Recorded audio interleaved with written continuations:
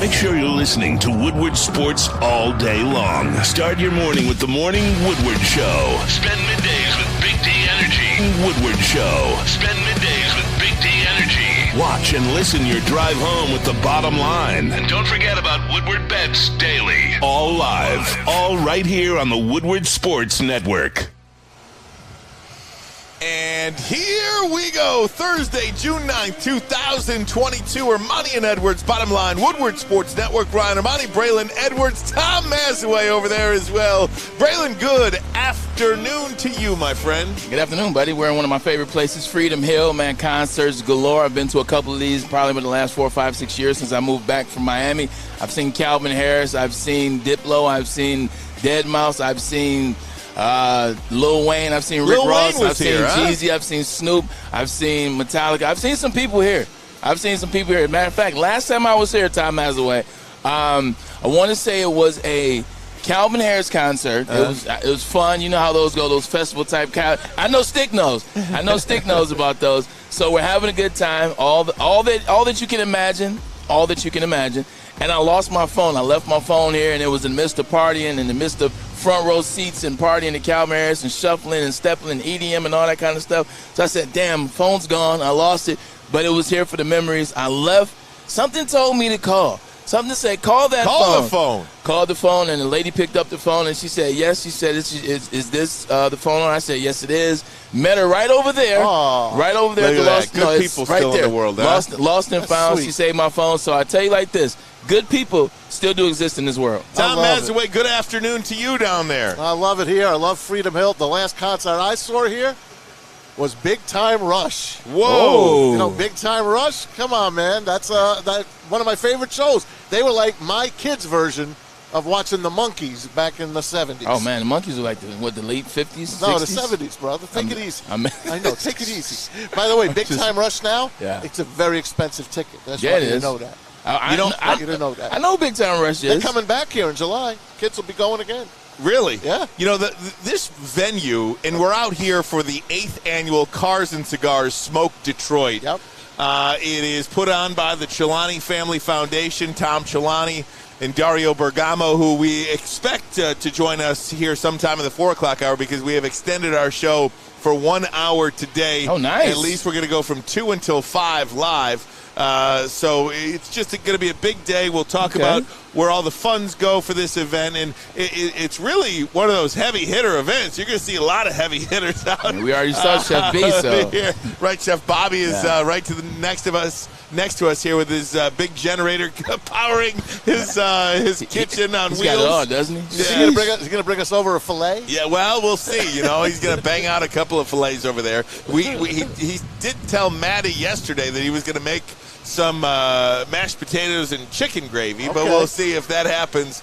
We are a little unclear if that's going to happen or not. But we're excited to be here. As you see behind us, some of the great cars on display. The Lamborghini behind us. Woo, are you kidding me? Ferrari? Yeah. Oh, man. How much is that car, Braylon? The one behind this is an older model. Oh, what's up, big guy? This is an older model right here, though. When it first came out, though, you're looking at about $385,000 when it first came out. Wow. Yeah, $385,000. The one next to it is another one. It's about $415,000, and the one next to that one is about $485,000. You know your cars. Give us a couple of years, Braylon, and we'll be buying one of those cars, right? 100%. I want to know the most expensive car you ever had. Bentley. Got to be a Bentley, right? So the Bentley was $206, including tax when I got it. The Audi R8, including tax, was $221. Did you have that when in I got Miami? it in 2011. No, hold on, man. Yeah. Excuse me. How do you pay for something like that? Do you just hand over a bag of cash? Do you give them a credit card? Do you give a check, a cashier's check? How does that even get done? Or do you even do anything with it? Is it like your agent gives the money and, how does that go? In the words of Randy Moore, straight cash, baby. Straight cash, baby. So you just take a bag of cash over there. I love it. That is fantastic. Couple stacks. Straight cash, man. You get in, you get out, you own the car, you own the deed, the title to it, so it makes it a lot easier when you want to go and do things with it. The only thing about that, man, like you got to have money on top of money, because what happens is you spend $220 on a car, and just like they tell you, as soon as you drive off the lot, that $220 is now already down to about $150. 125. Come on. You're already down to about 125. Unless you take care of it, then you can get the nostalgic price for it, and that price starts to come back up. But as soon as you leave that parking lot, man, it goes from, like you said, it goes from 220 to about 110, 120, and you got to take care of that car. So if you're a guy that's just spending all your means on a car, like you have the money to buy a car, but not necessarily have the house and everything to come with it and the taxes and the upkeep on things, don't buy it. There's a reason why Jay-Z said, if you can't buy something twice, then you can't afford it. Well, there's no doubt about that. And you might as well say that about a house, too. Yeah, right? that's real. Right? Well, then I ain't buying anything. Oh, look at this guy coming up there he behind us. is. Chef Bobby. He's got the food for the whole place here today. He'll join us at some point as well. It's a lot of fun out here, Freedom Hill, and I'll tell you, the weather couldn't be better. No, it couldn't. I have been out here, I think I've been out here pretty much every year since this event started back in 2014, and the weather, for whatever reason, has always seemed to have been like 85 to 90 degrees, humid, sweltering, and people dress up a little bit for this event. They, wear a sport coat, a tie, whatever the case may be. You're coming from after work, and you just sweat BBs, sweat bullets. You got your swamp, sitting down there underneath your legs and all that stuff. It's nasty, but this weather has been absolutely fantastic today. Detroit Dabber says it looks like Ryan's going to sell him a condo in Del Boca Vista, Florida. Hey, look, man, I'm out here selling my soul, okay? I'm out here selling my soul. What can we do for you today here? What can I put you in today? Right. Guys, we've got a great show for you. Again, as I mentioned, we are going to be going until 5 o'clock, so a 3-hour broadcast here from Freedom Hill. Smoke Detroit Cars and Cigars, the 8th annual. Does that come with a drink? It absolutely does. Hey, we got to thank our staff, man, for setting this thing up. Absolutely. Stick, Maddie, Fletch, Alex, and the whole gang. Mike just showed up here and helped us out. Mike showed up at the right time. Yeah, he got the chairs for us. Mike showed up at the right time. Everything was done when Mike showed up. I know. So thank you to all you guys hooking us up. What can I do? Grabbed a couple of chairs. It's great. To Maz's point, this is the last second thing that we put on. I think Ryan started talking about it maybe like last week. Tuesday. Last Tuesday, Wednesday, and he and Maddie got jumped on it. He, Maddie, and Stick got it together, started working with Chef Bobby and then Dario. So the fact that we got all this done so fast, man, it shows you what we're doing and what we're capable of doing when we want to do something. We put our minds to it, man. This is fire. Look at this great setup. Yeah. And it is a great setup. And just to toot our horn a little bit, because if you don't toot your own horn, who else is going to do it? Dario and Tom invited us out here. Yep. There is no other media outlet out here. Woodward Sports is out here today. They invited us. Woodward Sports. Just little old Woodward Sports. They wanted us to be out here today because they know exactly what we're doing, these guys. And they got a big footprint in the city of Detroit and beyond, a big reach, and they invited us out here today. And I think that speaks volumes for our staff and our management and everything that we have tried to do over the last year and a half, specifically with Woodward Sports. And then since August, since we came on, Braylon, I think this is really something that's going to be moving forward for us for a long time to come. Little old Woodward Sports, as I say, making an imprint in the city of Detroit and beyond. Yeah, good. The good thing about it is, between the three of us, and including the network, we have a friend list that just extends. We have so many people that we've worked with over the years. We have so many people that we're in business with, some people that we're friends with, that, it's moments like this when they reach out to you, when you can link bridges, when you can connect that divide. I mean, this is an amazing event. I've been here once before, I do believe in 2016 or 17 it was, so I know about this event. So the fact that you were able to have Dario, talk to Dario, you guys make that and then bring that to Woodward Sports, we're going to get a lot of that, man, and we just got to keep doing it. Everybody involved in Woodward Sports Network, don't be afraid to bring those connections to the table, because there's a lot of things that we can overlap on and make it great, man, and be the only ones here doing it in the city. Perhaps one of the things I'm most excited about today, the heavyweights are going to join us today. Oh, man. The heavyweights are going to be out here, and they're going to be doing street the interviews, street reporting. Are they going to be biting cigars? Yeah, I mean, I just can't see. I can't wait to see what they're going to have in store for everybody here at Freedom Hill. It's going to be a sight to behold. I'm looking forward to having the heavyweights, and we'll see if we can snag them for a segment or two while they're out here. It's a good summertime event, man. This is one of those things. It's one of the staples of the summer here in the metropolitan Michigan, one of those type of events. It's a beautiful area, man. You look at Freedom Hill, now known as the, I want to say Motor City Amphitheater. Is that what it is? Is that what it is? I think it's the Motor City Amphitheater, so you're known as that. It's going to be fun. It's June. It's summertime. We keep talking about summertime is here. I mean, summertime, it damn near is officially here. So yeah. I'm excited. The sun's out. It's Thursday. Thursdays are typically my favorite day of the week, so Let's just have some fun, man. It's Friday Eve. I'm wondering Exactly. I'm wondering what is going to be happening more of, the drinking or the smoking of cigars. Probably a mixture of both. I'm thinking of drinking. Right. Definitely. I'm thinking of drinking. Right. The bourbon. I'm thinking the drinking starts it, gets people drunk, and then the cigars maintains it later on. Right, that There is you go. fantastic stuff. Well, we're really excited to be out here, guys. Full slate of sports talk as well. We're going to get into last night's NBA Finals game. Boy, was I wrong. Oh, man. That thing got close in the third quarter a little bit. 7 got point. tied up. It's 7-point play. But after that, before and after that little small period of the game, it was it. First quarter, second quarter. It was crazy. The Celtics, man. They averaged like a 15-point lead the whole game. 12 to 15 Are the points. Celtics is it their championship to lose at this point? No, it's going to happen on Father's Day, and the Warriors are going to win. All right. But that means both things can be true. It can still go to it still in the words of Neil Rule, both things can be true. It still can go to Father's Day, but the Celtics still can be in control. And in fact, the Celtics are in control. They're up 2-1. They're on the parquet floor for Game 4 coming up, so they have a chance to go up 3-1. You see the way in which they're playing, and we'll get back to it. I know we're about to be at a break. We'll get in. You know what? We'll get into it in a second. Absolutely, plus some Lions talk as well. We are live from Freedom Hill. Cars and Cigars Smoke Detroit 2022. But first, a message from MyBookie. All right, you got it tonight. The Rangers at home trying to get the lead on the Tampa Bay Lightning. Who's going to win that game? Tied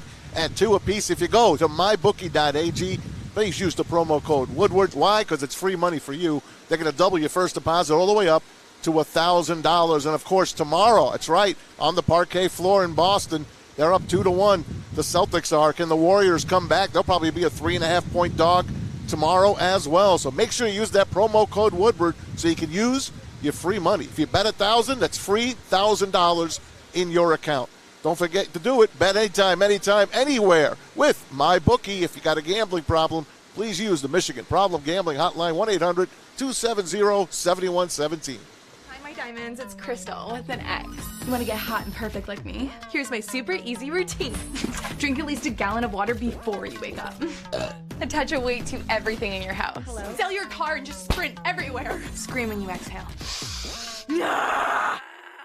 Don't follow Crystal with an X. Do your own thing at Planet Fitness with tons of equipment and free fitness training in our clean and spacious clubs. Join now for just $10 a month and cancel anytime. It took exploring 50 different formulas and hosting countless taste tests, but we believe Gypsy Vodka is the smoothest vodka on the market. Don't believe us? Ask the owners. We're Mike and Adam Kazanowski with High Five Spirits Distillery. We're in close to about 1,200 locations throughout Michigan. We wanted to create a brand that was geared more towards freedom, love, adventure, and at the end of the day, we really wanted to tell a story that inspired other people to take risk, follow their dreams, whatever that might be.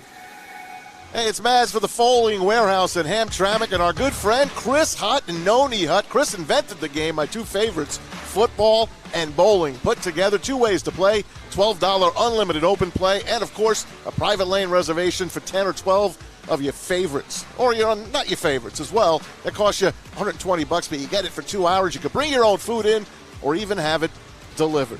How about the bar? It's always open as long as they're open. The bar is high, as Marty Morningweg would always say. Over 100 beers to offer and the $2 mystery beer machine. Name your drink, they've got it. Get your Foal on. Check them out for more information at foalingwarehouse.com. We are live from Cars and Cigars Smoke Detroit. Freedom Hill is the place, the 8th annual event here benefiting the Chilani Family Foundation. Pleasure to be out here. The cars behind us, about a $350,000 Ferrari is behind us right now. We're going to have our show live until 5 o'clock Eastern Standard Time, so we're excited to be going for 3 hours today. News regarding Jameson Williams. Jameis Winston and Jameson Williams. Jameson Williams is going to kill me. It's going to kill you. But Jameson Williams, news regarding him, we'll have that for you coming up in just a little bit. But Just remember the whiskey. Yeah, that's right. I want to start with the NBA Finals. The Celtics absolutely dominated the Warriors from start to finish. And it got close in the third period a little bit, third quarter a little bit. That's the only quarter they win. And really, outside of that, the Celtics just dominated that game. I don't want to say I'm shocked, but I'm really close to being shocked at how the Warriors came out flat last night. Yeah, the Warriors are coming out flat. You expected them to to expound and take the momentum after Game 2. Game 2, you saw what they were able to do. You saw Steph Curry. You saw, Jordan Poole. Jordan Poole stepped out a little bit in that game, too. So you were excited. You thought that this was going to be the step that the Golden State Warriors needed. You thought this was going to, okay, here they go. They're on their way. And that's not what happened. What you're starting to see in this game is I feel like everybody that are analysts or, just watching the house like you and I were watching at the house, we're waiting to see Steph and Klay just take over. We're waiting to see that moment, kind of like you did in Game 2, kind of like Jordan Poole. You're waiting for that run, and it's not happening. I think the reason why it's not happening is because the other players on Golden State Warriors team are waiting for it as well. Draymond Green, you saw it. He said he didn't play worth a damn yesterday, and that's because he didn't. He hasn't played worth a damn in Games 1 and Game 2. What happened? Game 3. What happened in Game 2? What happened to that energy that he came out with? You said it from the beginning. You don't even have to cover him. From the beginning, he came out there, man. He attacked against Horford. He attacked against Tatum. He attacked against Jaylen Brown in Game 2. I didn't see any of that. What's going on is there are mismatched nightmares for Draymond Green in the defense of the Golden State Warriors. You look at what Draymond Green has usually played against. He's played against guys, you look at against LeBron, he's playing against Tristan Thompson. He's playing against Kevin Love. He's playing against guys that are a little bit slower, guys that aren't as efficient, guys that don't move around as much as Jaylen Brown. You look at him going against Serge Ibaka when they played against Toronto Raptors, playing against the Lopez brothers.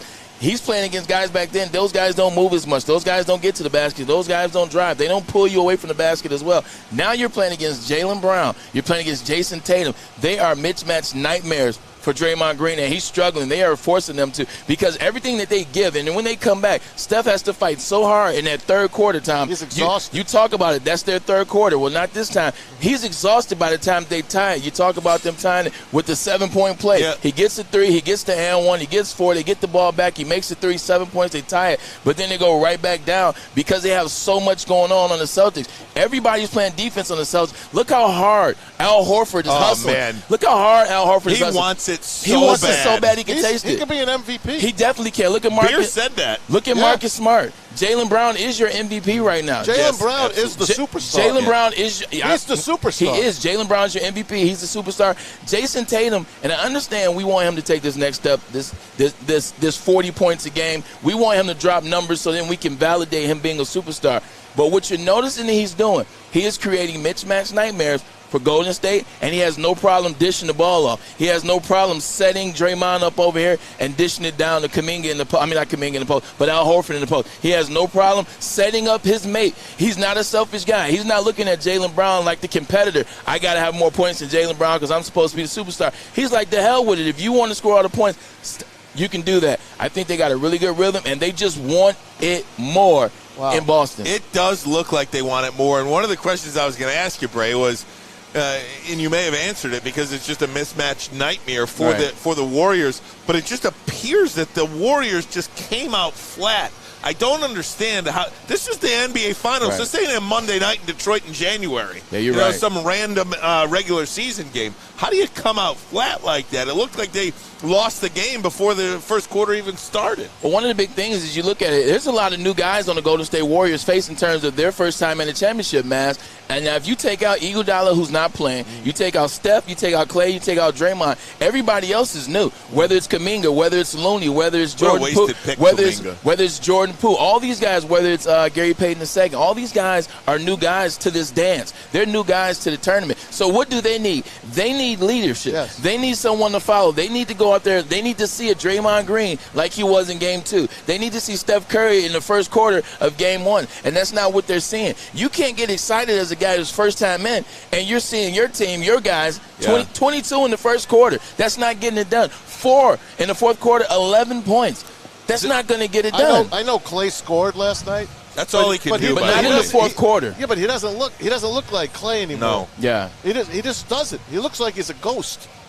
It's not the Splash Brothers anymore. You can't win games when in 2 of 4 quarters you score a combined 33 points. Shout out to Tom T. You can't do it. I mean, they scored 22 in the first quarter and 11 in the fourth quarter. How do you score the Golden State Warriors? How do you score 11 points in the fourth quarter? The problem with the Golden State Warriors is now you're starting to see it.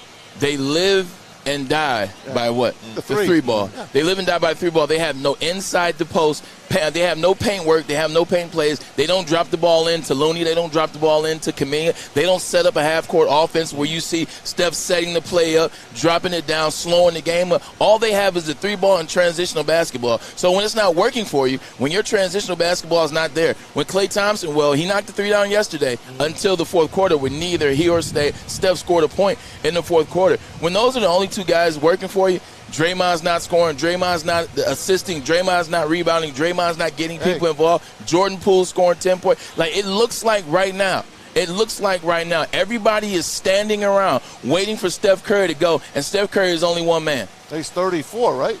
Is he 30? 30. He's younger than 34. He's young, 31, I think. It just looks like that. It looks like they've lost a step. Yeah. I know it's only been 3 games, but we have seen the Celtics dominate pretty much 9 of the 12 quarters that we have seen these teams play so far. You know, it's very similar to Ryan Ermanni, not to cut you off. It's like when the Rams were the greatest show on turf. The greatest show on turf. They were the fastest. They had the wide receivers. They had Kurt Warner. They had Marshall Faulk. They had this thing that the NFL had never seen before. And they win the Super Bowl. They beat, I forget who they beat. They beat the Rams. They beat the Titans. They beat the Titans. Oh, they beat the Titans. By half a yard. Kevin Dyson, whatever. Yeah. But once the league started getting physical with those wide receivers on the outside, they didn't give them free releases in Isaac Bruce and Torrey Holt. And then in the middle we had, I can't think of his name. But they got physical with those guys. Once you get physical with them, they turn into a new team. That's what you're seeing out of the Celtics. The Celtics aren't just letting them run around and shoot threes anymore. They learned their lesson in Game 2. They're playing like they did in Game 1 and Game 3. They're getting physical. They're staying on them. They're switching. Everybody on the court for the Boston Celtics can switch off. You see everybody checking everybody. I saw Al Horford checking Steph Curry at one point. Now it led to a 7-point play. But he was right there in his face, and the only reason why he got the penalty is because he didn't allow Steph to come down. So you see guys on the Celtics, everybody can do everything. Everybody is playing both ways. They're playing offense and defense, whether it's Pritchard coming in, whether it's Derek White, whether it's Marcus Smart, whether it's Jason Tatum. Everybody is playing both ways for the Boston Celtics. We have seen 3 games so far. Celtics lead 2-1, but we have seen the Celtics go on a 17-0 run at one point in this series, and we have seen them hold Golden State to 11 points in an entire fourth quarter. That is a matchup nightmare. And beat them 40-16 in the first I'm not sure, and I don't want to overreact, and I'm not going to be Ryan Ermanni overreacting clickbait here. But I'm not sure this goes 7 games. You might be right. I'm not sure this goes 7 games because, again, in 9 of the 12 quarters these two teams have played, the Celtics have friggin' dominated 9 of them. I was joking when I told Maddie, Maddie asked us before Game 1. She's asking everybody in the studio who's going to win. I said Celtics in 6. And by God, it looks like I might be right when I was joking. The one thing about it is Draymond Green, him being a missing link? No, not missing link, but when you just basically him not being able to score the ball on offense, him not being able to score points on offense, him turnover machine, him always missing 3-pointers, him being a turnover machine. It is starting to affect and affect the play of the Golden State Warriors because now the Celtics don't even have to worry about checking him. They don't have to worry about checking him at all. That allows them to switch him more and add 2 on Steph Curry as well as Klay Thompson. News regarding Jamison Williams. Dan Campbell shared that today. What is it? We'll have it for you next. But first, a message from Centron. The summer of Centron is here. That's right. In select Kroger locations, Centron have their energy drink. I'm talking about the cranberry, I'm talking about the sugar-free, and I'm talking about the classic. 2 for $4 at select Kroger's now. Centron doesn't want to just be here for the moments. They want to be here for the memories. They want to be here forever. They want to be the crown in your life. Centron, drink it, live it with Centron. Life is full of hard choices. We're here to make one of life's biggest decisions as simple as possible. My name is Christina Gennari, and for over 20 years, I've helped hundreds of families buy and sell homes. We cover all of Metro Detroit and more, from large luxury homes to starter homes. We will work hard to make sure that you get the home of your dreams. So if you're in the market today or even thinking about buying or selling in the future, make the obvious choice. Christina Gennari, the obvious choice in real estate. Visit us at soldchristina.com today.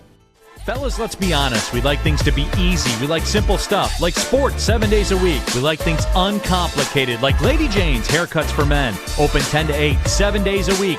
Walk in anytime. Sign in, sit down, watch your favorite team play. And before you know it, your hair will be game ready.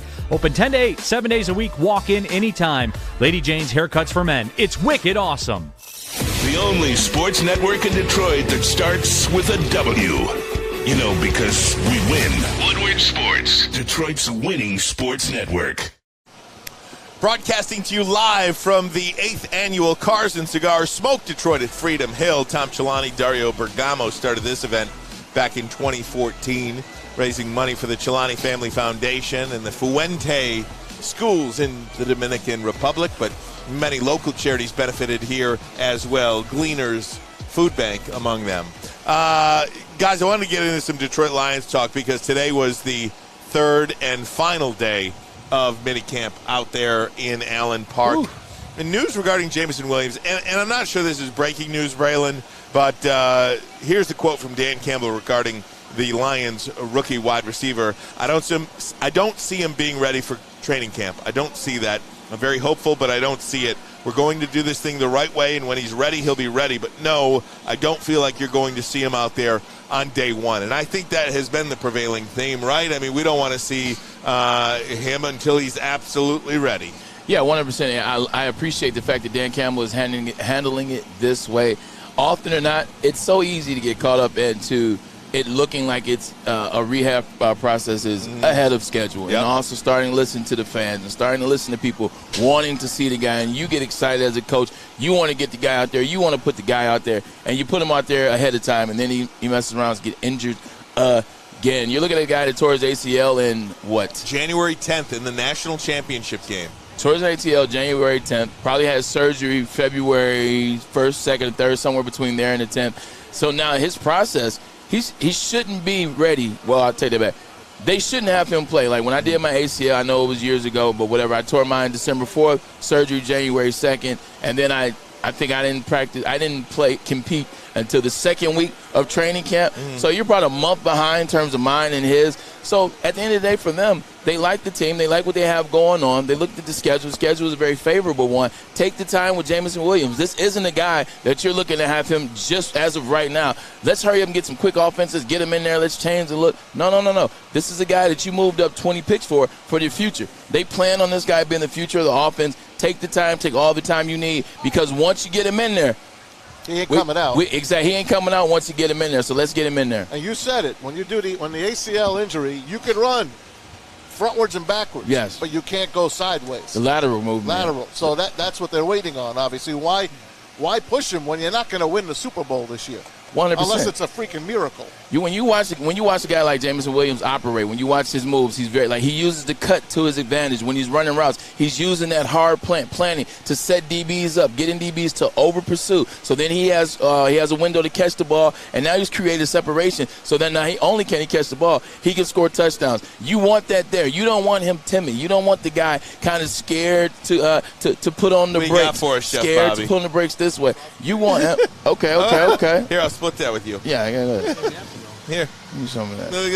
What do you got here, Bobby? Oh, we got a lot more coming. Oh, geez. Sausages. Leave it on the table. Chef Bobby, all right. Italian sausages. Look at that, Italian sausages. Go ahead, Maz. Go ahead. I'm good, Look man. at that. Thanks, Bobby. Appreciate it, buddy.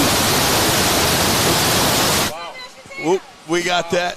We're good. Yeah, so before. Thanks, Bobby. We got Dario Bergamo here, too. Look at that. We got to get a microphone for these guys. We do, though, man. Yeah. Yeah, give me that microphone. We'll talk to these guys right now. Look at this. Dario Bergamo, 8th annual. Here, take the mic. We got mics. 8th annual Cars and Cigars, baby. What's happening, Ryan? Yeah, well, you know what?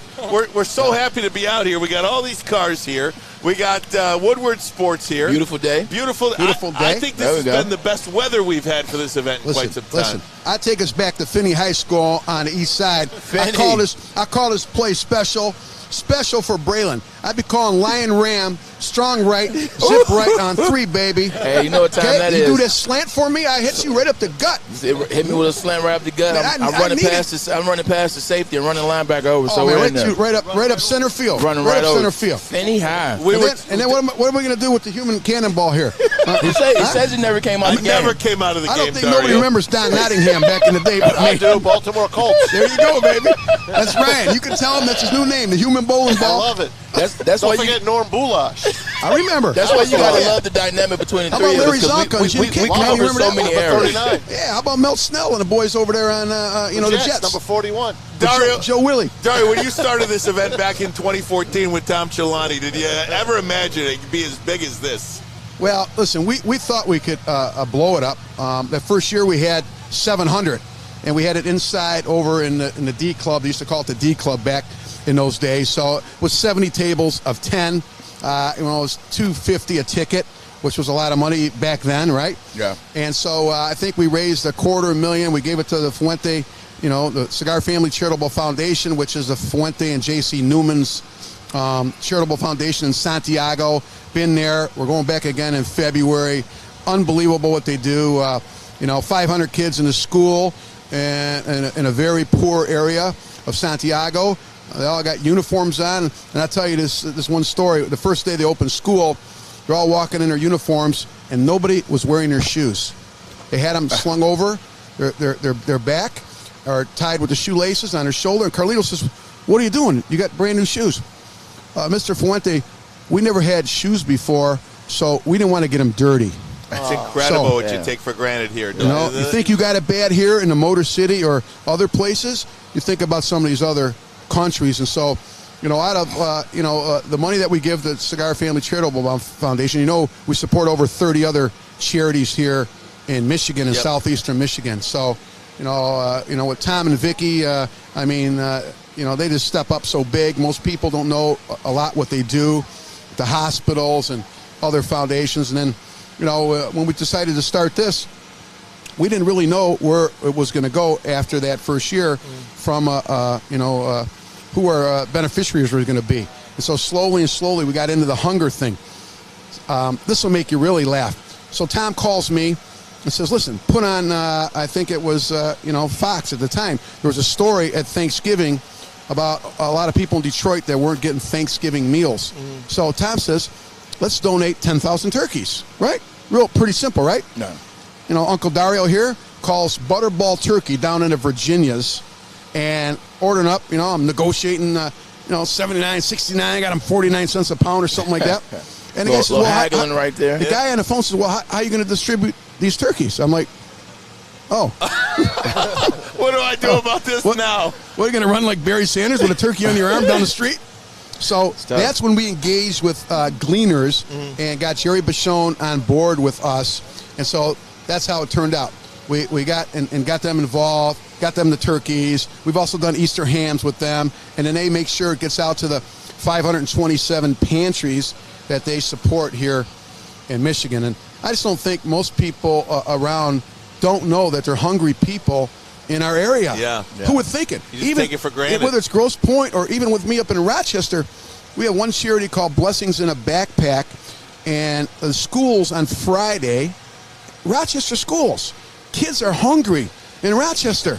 So we donate money to Blessings in a Backpack, and the teachers pack up these backpacks and give them nonchalantly, and they put them in the kids' lockers, on Fridays, so they can take food home, depending. So, hunger's got no bounds, right? Yep. Yeah. And that's why we're here raising money for over 30 charities in the Metro Detroit area, and then also over there in the Dominican Republic when it comes to the Fuente Cigar Foundation and all the great things that they do over there in the Dominican Republic. I know we're going to be smoking cigars today. We're going to be having drinks. This guy's going to be feeding us today already with the sausages. Come on, Chef Bobby. How do you beat this kid, Chef Bobby? I've known him forever. He's got one of the biggest hearts out of anybody around. Does whatever it takes, humbly, feeds everybody, was a big part of Macomb feeding the need. So I'm going to turn it over to Chef right now and let you talk to Chef Boyardee about what's happening. Chef Bobby, the Italian sausages are fantastic. Dario, we got a big contingent from Woodward Sports here, baby. We love you. Dario, you got to come back later for some NFL we gotta move trivia. some vodka around a little bit. Yeah. There you go. Chef Bobby, you do it all here. I just want to bring you in before you get busy here. Just talk to me a little bit about this event that you've been having for 8 years now. I've been part of it for 5 years. I was just nominated to the board 2 years ago. This is my second time on the board. And Tom and Dario make it look easy, but we don't press play on this event. I mean, we had logistical stuff going on with the scaffolding and the rental companies. We have labor issues right now that we're dealing with. This is a huge deal to feed 1,520 people. We have great sponsors. We have United Wholesale Mortgages here today. Nino's brand Italian sausage donated 1,000 pounds of Italian sausage. Shout out to Nino, man. It's amazing. So that's owned by Tony Peters and the Peters family, Eastern Market guys. But Tom and Dario, Tom's so successful and he's so humble. Can I stop you for a second about Tom? Yeah. So we saw Tom over here. Tom has. Oh, yeah. He's directing parking. He's parking cars, directing people. Yes. He's got 1 million people for that, but he's getting his hands dirty over here. Every year, Tom and I meet at 11 o'clock, the day of the event, and we bust our hump. We put tents up. We do everything we have to do to keep the moving the ball up the field. And we're going to raise over $1,300,000 tonight, and more than 80% of that from tonight's proceeds is going to go 100% to local charities like the Capuchins, the Hunger Free, and the D. Tom and Dario, over the winter, kids were getting back to school. The kids in Pontiac, they didn't have money for their lunches. How much do the kids owe? $70,000. All right, let's write a check for $70,000. Make sure all these urban kids in Pontiac and the inner city of Detroit eat lunch. They're not sitting at the moron table. They're eating saltine crackers and cheese sticks, and everybody else is eating hot pizza and tacos. Amen. That's the stuff these guys do, and you don't ever read about it, hear about it. They don't go on Facebook and brag about it. Chef B, let me bring in. You bring in the Capuchin. You mentioned the Capuchin Food Kitchen. I've done work with Capuchin Food Kitchen, and Eleanor Jositis, rest in peace, used to work with Salvation Army. How was it for you starting to be a chef, wanting to be a chef, and then eventually being able to take your culinary skills, and being able to provide back to the less fortunate, to be able to be in a position to give back? Because I know when I wanted to do football, because my dad did football. I wanted to play football. It was my dream. But to be able to be in a position to give back to the city of Detroit, like yourself, like myself, what does that make? How does that make you feel? How do you get involved in that? How does it make you feel? I grew up very poor. I wasn't born in Grosse Pointe or a silver spoon in my mouth.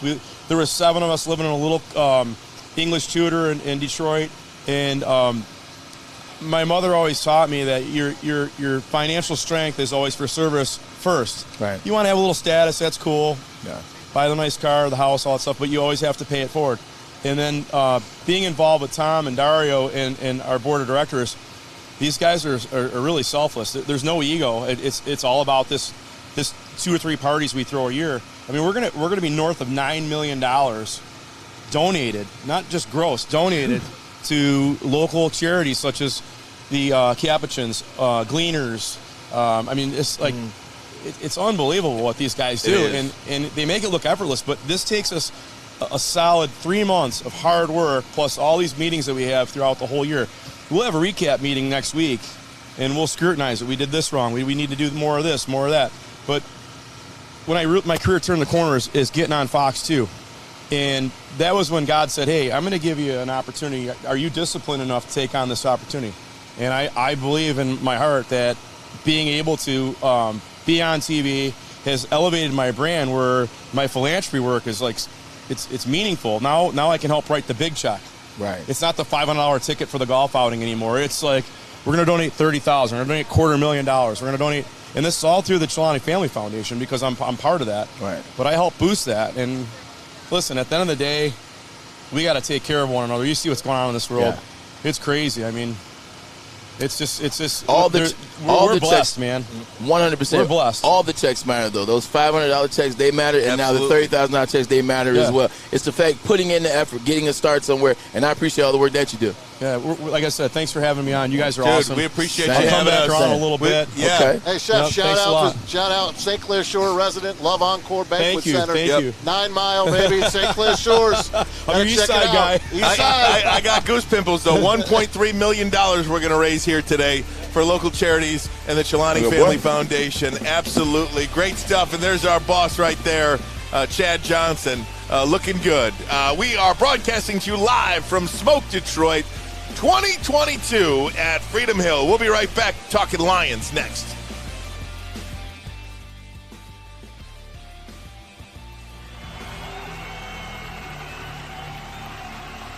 He's going deep, right side. Oh, that is Edwards out there. He goes up in the air at the goal line. Hey, it's Braylon Edwards here, wanting to welcome the sports marketing agency to Woodward Sports Network, to the family. Glad to have you guys. For the last decade, the sports marketing agency has literally leveraged athletes around issues such as mental health and substance abuse. Glad that we can finally start trying to get the stigma off of mental health that's been there for all these years. Make sure you download the Woodward Sports app in the App Store and the Google Play Store today. Take Woodward Sports with you wherever you go and listen live on your phone or mobile device.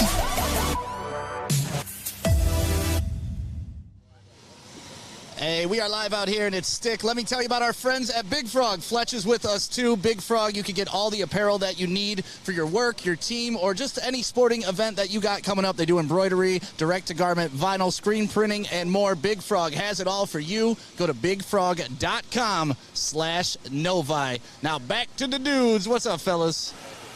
Yeah, baby. Yo, yo. Yes, Here we Dick. go. You hear me? You got me? Because I don't hear myself I can hear anymore. Okay, good. Sorry.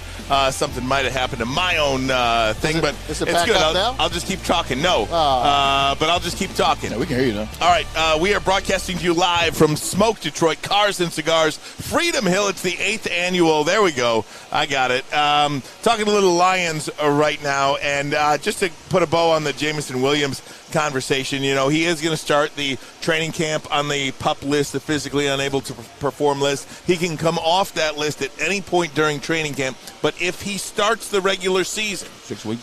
yes, if he starts the regular season on that PUP list, he must miss the first 6 games. And I'm not sure that's the worst thing in the world. Well, the bye is what, week 5 or week 6? I don't know. Long-term play for the Detroit Lions, so I'm not sure it's the worst thing in the world. Yeah, you know, and one thing about being on the PUP list, I don't think he'll start the season on the PUP list. I believe that Dan Campbell will do a very good job monitoring Jameson Williams from now until when training camp starts a month from now, and then during training camp as well. He'll monitor him, ease him into some drills, because I was on the PUP list once again. I was on the PUP list too. When I came out after the ACL, he was on the PUP list in the first couple weeks.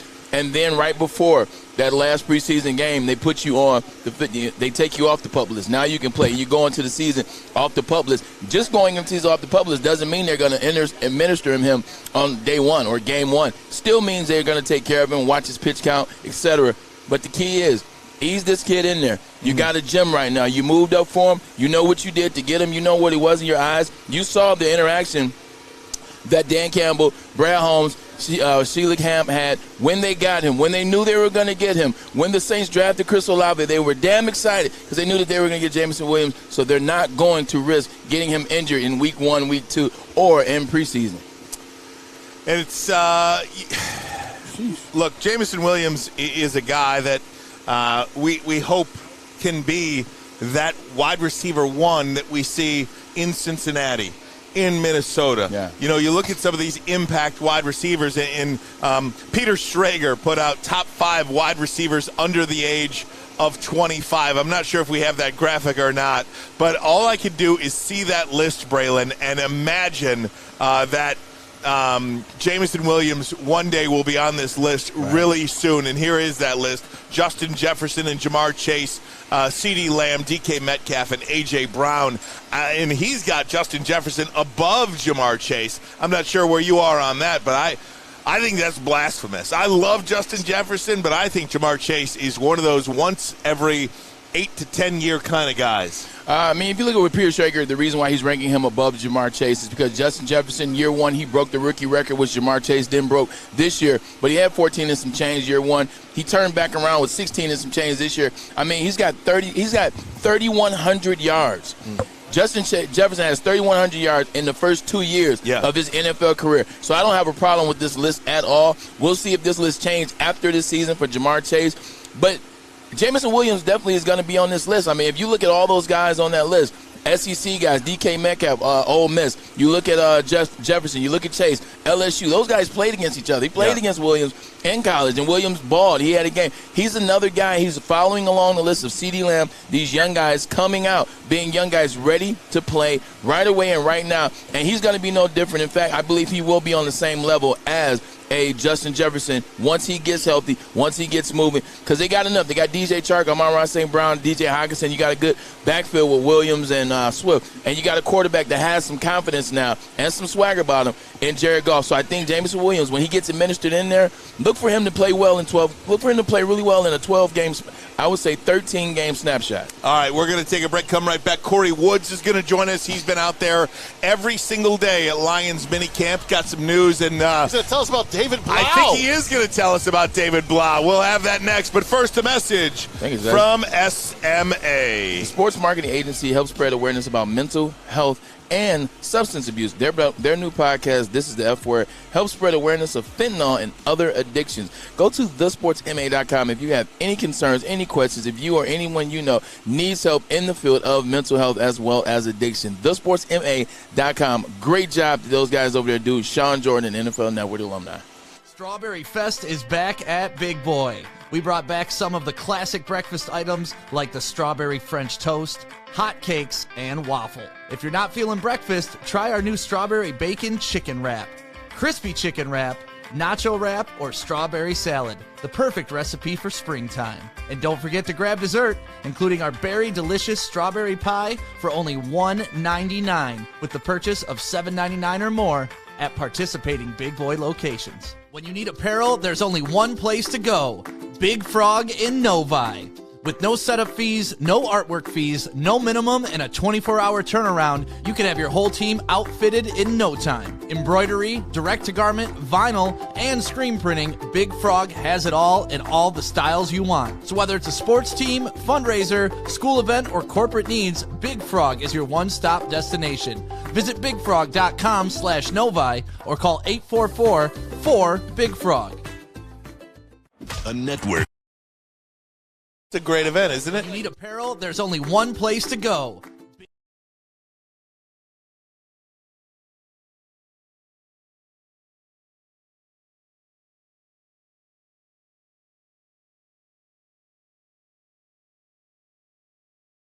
There we go. We finally got it. We're out here live, Freedom Hill, and we got to tell you about Bedrock. If you haven't been downtown to hang out at Bedrock, it's open all summer long, Memorial Day to Labor Day. They got basketball, they got roller skating, free Wi-Fi, so you can go down there, just hang out, have a great time. It's the Monroe Street Midway. Make sure you get there this summer with your family. And now, back to the fellas.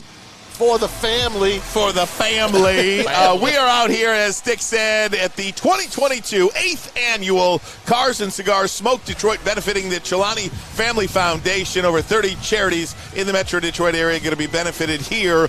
Over $1.3 million going to be raised here. We are very excited about that, and we are very excited about our next guest. He has been out there embedded with the Detroit Lions for the last 3 days. He is the one, the only Lions beat reporter for Woodward Sports, Corey Woods. Hey, how's it going, everybody? Hey, Corey, how you doing, buddy? What's up, Corey? Hey, how's it going? Real good, real good. Corey, before we get into your observations, I want to have you kind of comment on something we've been talking about over the last segment or two, and that's Jameson Williams. Dan Campbell mentioned today that, in fact, he will start the season, the training camp, day one on the PUP list, the physically unable to perform list. They do not anticipate him day one, and that is okay. Your thoughts on that? I have no problem with that at all. As a matter of fact, I was of the mindset that Jameson Williams should not even suit up at all and be ready to go until after their first bye week, because I believe that as great as an athlete as he is, as much as he will be a weapon at their disposal, they do not need him to win in those first couple of weeks. Towards the back end of the season, if they're contending for a playoff spot or something like that, yeah, you'll need a guy like that. But to start the season, they do not need Jameson Williams. They still have DJ Chark out there. They got to see what they got out of him. You got Amon-Ra St. Brown, Josh Reynolds, Khalif Raymond, TJ Hawkins coming back healthy. Right now, Jamison Williams is a luxury. Let him get healthy, and then after that bye week, if he's ready to go, then unleash him. Talking to Corey Woods, our Lions beat reporter. What were some of the observations? I know you had mentioned something about David Blau today, how great he looked in a Lions uniform. The clear-cut number 2 to Jared Goff, I'm sure, right? Well, first off, let's not. How does Herman Edwards say? Let's don't get this thing flipping. I did not say that about David Blau. Playing. You can be honest. As a matter of fact, David Blau had a rather interesting throw today. You know, he threw the ball, and I was wondering where it was going because the direction he was throwing it was clearly double coverage, and it got picked off by Tracy Walker to the point that it was such an amazing pick that the entire defense ran on the field and started screaming. I still think that the Lions need to look for another backup QB to be their number 2 and their number 3. I didn't see anything rather too impressive about David Blau or Tim Boyle for that matter. I've seen a couple of balls thrown in the dirt, some thrown behind the receivers. I didn't see anything that should give Lions any comfort that if Jared Goff goes down, they have a guy that can be a game manager or even pick up a couple of W's. Hey, Corey, Braylon, I was coming to you right now. Hey, in the 3 days of minicamp, who did you see Jared Goff seem to look for the most? Obviously, Jameson Williams wasn't out there, but who did it look like he was targeting the most out there? Because I haven't been there, but I'm curious, who's the guy that he wants to believe in and have some security in as of right now, early on in June? Well, you know, that's a funny question. He was throwing to a multitude of guys, but I will say some of the things I've seen him do with Chark and Amon-Ra, both of those guys look really good. And, you know, on tape, Chark looks pretty fast on tape, but in person, some of the cuts that he was making was just like, whoa, my God, this guy has he's really light on his feet. I mean, he's the type of guy that can really stop on the dime and just make a quick cut across the middle. So, those are some. I was observing the receivers in that aspect of it. I didn't really see him targeting like one guy like that was his favorite. I mean, you do see the chemistry up there with him and TJ Hawkinson. I mean, that's apparent. We saw that last year, but it looks like he's going to be having a little bit more fun with Chark this year now that he's his new toy and Amon-Ra. Hey, Corey, yesterday we read something.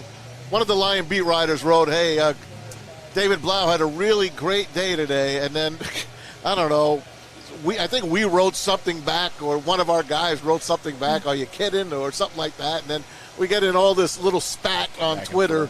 You know, why are we even talking about the third-string quarterback anyway? I mean, we all know we barely have a starting quarterback, never mind the second and third-string quarterback. I don't know the fascination over the whole backup QB situation. I mean, let's just hope that Boyle, for a Lions fans' sake, I'm going to repeat this one more time like a broken record. You should hope there is never a point where Tim Boyle or David Blau have to see the field. I believe that right now, with the way Jared Goff is walking around camp, walking around mini camp, how he's looking in the huddle, how comfortable he is talking to guys out there, I think that we're going to see a different Jared Goff this year. I actually wrote that on the article today on WoodwardSports.com. Jared Goff is where the focus should be on. If you want to say like, hey, the Lions need to go out there and go get another backup, I'm on that train right now because Goff did get injured last year and we saw what the team looked like without him. But talking about how good the backups look, it's like, okay, but do you even want to be in a position to see them? And that's just where I'm at with it. I'm with you, man. I don't understand the fascination over the backups, but to each their own. Yeah. Hey, Corey, another quick question is, minicamps are always hard to decipher and trying to kind of determine where a running back is. A lot of times, a lot of teams don't use full pads, so you don't get a chance to see running backs pick up blocks and run through holes. But where would you assess is DJ Swift right now? DeAndre Swift. Because DeAndre Swift is very key in my eyes to what the Lions do on offense this season in terms of being successful. How did he look out there this weekend? Well, like I said before, he looked jacked. I've been saying this all week. He looked very jacked. He was never really a small guy per se. I mean, you know, we see him out there on the field. He's knocking guys over, but now he added some real muscle to him, and he looks a little bit more fluid. I mean, more than he already was. So I think Swift is going to look really good. I think that adding that muscle is going to be really key for him because he suffered some injuries over the past couple of years. So Swift looks good. Williams looks good. I think, and I could be wrong, but it looks like Williams may have slimmed down a little bit. So that's something to keep an eye on as well. Like I said, I could be wrong. I mean, like you said, they don't have the pads on, so we'll see how everything looks. But just if you go off of looking in the face, it looks like he got in a little bit better shape. Talking to our Lions beat reporter Corey Woods, embedded with the team over the last 3 days out there at Lions mandatory minicamp. I wanted to ask you about Aiden Hutchinson, this team's number 1 draft pick, 2 overall for the Detroit Lions out of the University of Michigan. A lot is... Where did he play? At the University of Michigan. Aiden Hutchinson. Corey, any thoughts on him? How did he look? How did he appear to fit in? All that good stuff. What did you notice about number 97?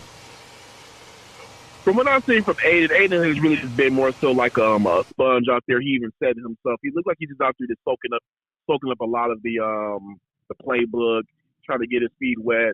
I will say this about Aiden. He talked about it today. He said that Charles Harris is one of the vets that he's leaning on to for advice.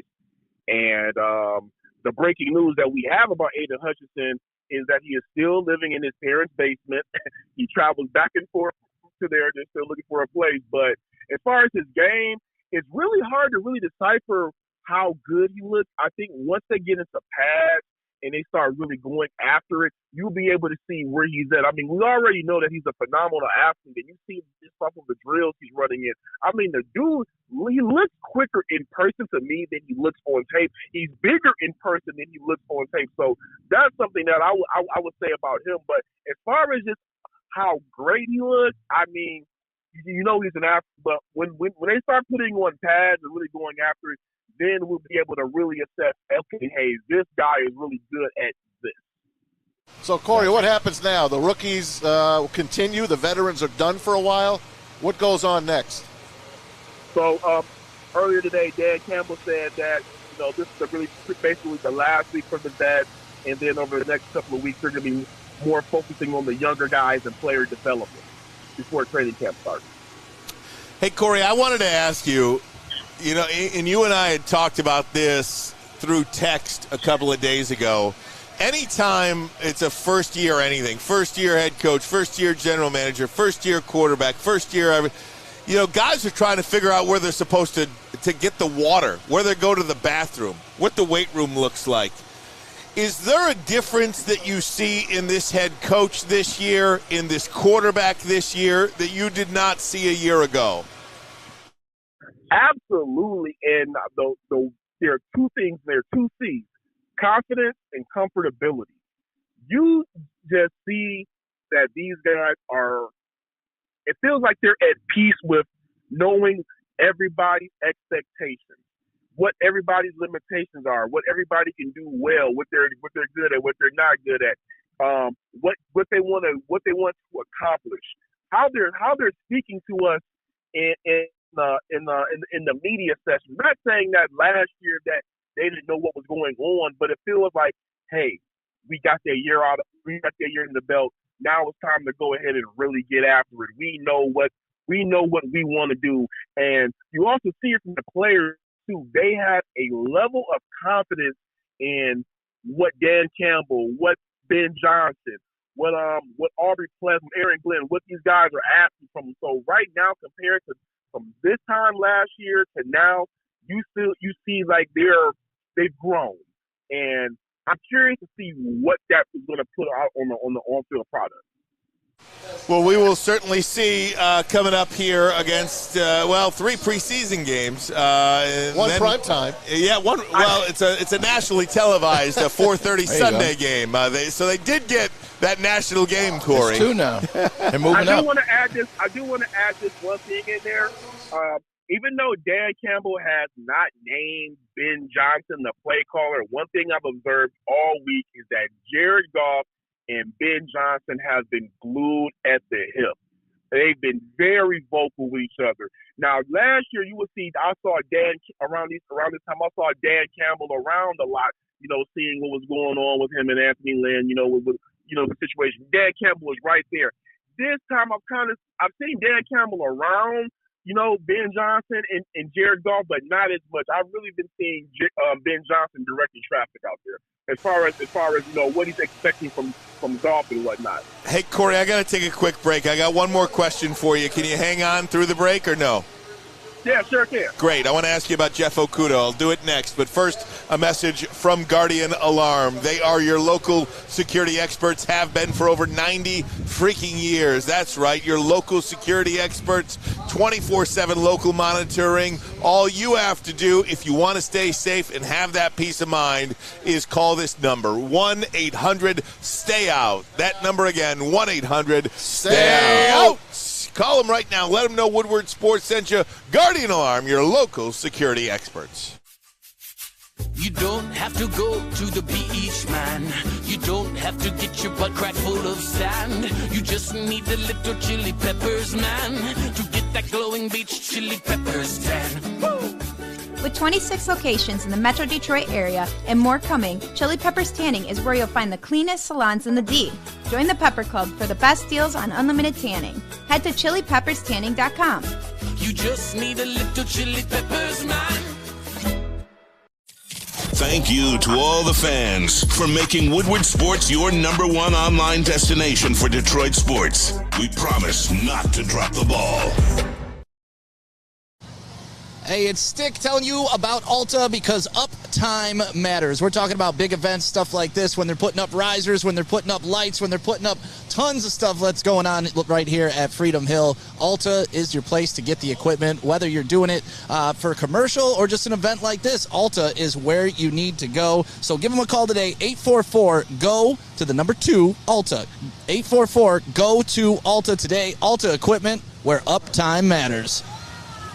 Alta, right back on Woodward Sports Network. Here we are broadcasting to you live from Cars and Cigars, Smoke Detroit at Freedom Hill. It's the 8th annual event. Going to raise $1.3 million for local charities here today in and around the city of Detroit. We have our Lions beat reporter, Corey Woods, who's been out there with the Detroit Lions at their mandatory minicamp. In the last segment, I want to talk to Corey this segment about a player who is a bit of an enigma to most of us. Jeff Okuda. What is he going to give this team this year? Is he healthy? Changed his number for the 3rd time, I believe. He was 30, then he was 23, then he was 1, right? Yeah. So Jeff Okuda, how did he look out there? He's like Devin Funches. Is he working with the ones? What's he doing out there? Today, earlier last week I saw Jeff Okuda doing a lot more than I've seen him do today. Today I just seen him on the lines just running through a lot of drills. Looked like he was working on some speed and agility drills. I will say he looks pretty fast. Looks good. I don't know what he's going to bring to the table because we only have 10 games of tape on him over the past 2 years. But if he's able to get out there and be fully healthy, I have no reason to believe why he cannot be somewhat successful. The Lions picked up guys like A.J. Parker and Bobby Price off the street, and they did a serviceable job under Aaron Glenn. So you're talking about a guy that was a top 3 pick in the NFL draft. I don't see why, if he's coming in healthy, why he cannot learn and grow that way. I know people want to rag on him for what he did last year before he got injured, but that was only a couple of quarters in a game. So let's see what he does over this preseason and these first couple of games. But I believe that with this training staff, with the coach that he has in place, that he's going to be put in a position to be successful. And I don't think they're going to do anything other than make sure that Okuda's in the right spot so that he can grow his game. Hey, Corey, what happened with Josh Paschal? I heard there's an injury going on with him. So Dan Campbell said that he has a lower extremity injury, and that's pretty much just really the extent of it right now. He didn't go into too much detail other than that. So is that like a leg injury? That sounds like a This could be knee, it could be ankle, it could be hamstring. If it's Scotty Bowman, it's a shoulder injury. Right. It's a lower body. Right. I do want to add this part. He did say that it did have to do with his injury that he suffered. It was related to his injury that he suffered when he was leaving Kentucky. So that I will say that could probably be a pause for some type of concern that a reoccurring injury is rearing its ugly head. That's not good. Oh, that ain't good. I mean, they already drafted a couple of guys with injuries that we already know. And how about the kid from Virginia Tech, the undrafted cornerback, I think, and he left. He retired from the NFL, I guess. Yeah, Dan just said, hey, but Dad really just kept it short and simple with that. Was just like, hey, best of luck to him. If he wasn't in it, then hey, so be it. That was pretty much his sentiment. Oh wow, that's the gamble you take when you take injured players in college. I heard Mike Tannenbaum on ESPN Radio, Braylon, your former general manager with the Jets, say, when you take injured guys in college, I guarantee you those injured guys in college become injured guys in the NFL. Yeah. He doesn't like to take them. Yeah, and I understand that. Guys do get injured. Guys that are injured in college because those injuries seem to nag. Whether there's an ACL tear can turn into a meniscus tear because of the compensation on opposite legs. You also have, concussions. Concussions are a thing you never want to deal with, bringing guys out. Lower leg extremities. Obviously, in this case, those knee injuries. Knee injuries are always, they're very crucial, man. And then the Achilles injuries as well, microfractures. So you got to be careful when you take certain, and that's why you were excited when you heard that Jameson Williams had just an ACL tear. There was no PCL, there was no MCL, there was no meniscus behind it. So when you're doing your due diligence, when you're doing your homework, you want to make sure these injuries are simple things and that they can be cured and then fixed for good. So when you got guys that are nursing things that not necessarily were taken good care of in college, because that's also the other thing. If a guy gets injured in year one or year 2 or year 3 in college, see, the difference with Jameson Williams is once he got injured, he's already going to the NFL. So he's already going to Dr. Andrews. He's going to the best of the best. He's getting the best. Some of these guys that have had those injuries sophomore year or freshman year, those schools aren't taking them to Dr. Andrews. No. Those schools are doing it in-house. They're doing it at U of M. They're doing it at Michigan State. And those injuries and those surgeries aren't necessarily the best surgeries when you look across the spectrum like a Dr. Andrews. And again, Corey, I have to tell you, look, so much about Nakobe Dean not being taken, and I don't want to make a big deal out of Josh Pascal being injured. We haven't even gotten to training camp yet. But if this player becomes an injury-plagued player, I think you have to look at Brad Holmes and say, what are you doing? That's a question mark. Yeah. You already took a first-round pick with an ACL injury. How do you come back in the second round and take somebody with a leg injury? That could have been our quarterback. Well, it could have been a quarterback. It could have been Nakobe Dean. It could have been a defensive line. Too. Well, I'm just saying, I think you got it. I agree with that. That's why he missed the Citrus Bowl, because he had that lower leg.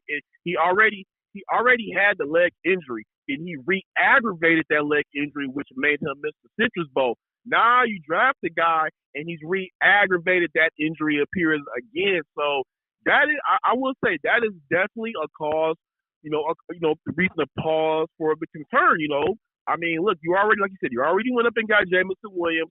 I think that was the right move to make. But then when you go ahead and you make the habit of drafting guys that already had injuries before, it's not a good sign. And now you're seeing it happen right now with Pascal. Hopefully that does not happen with any more of their players, because, you still got Williams, still got James Mitchell, guys that are trying to get ready to be available near training camp, which we already know that Jameson Williams probably won't, but he's not going to be. So if these guys do not pan out and the Lions pick them and their previous injuries rear their ugly head throughout the season and keep them off the field, that you have to question Brad Holmes. It's fair.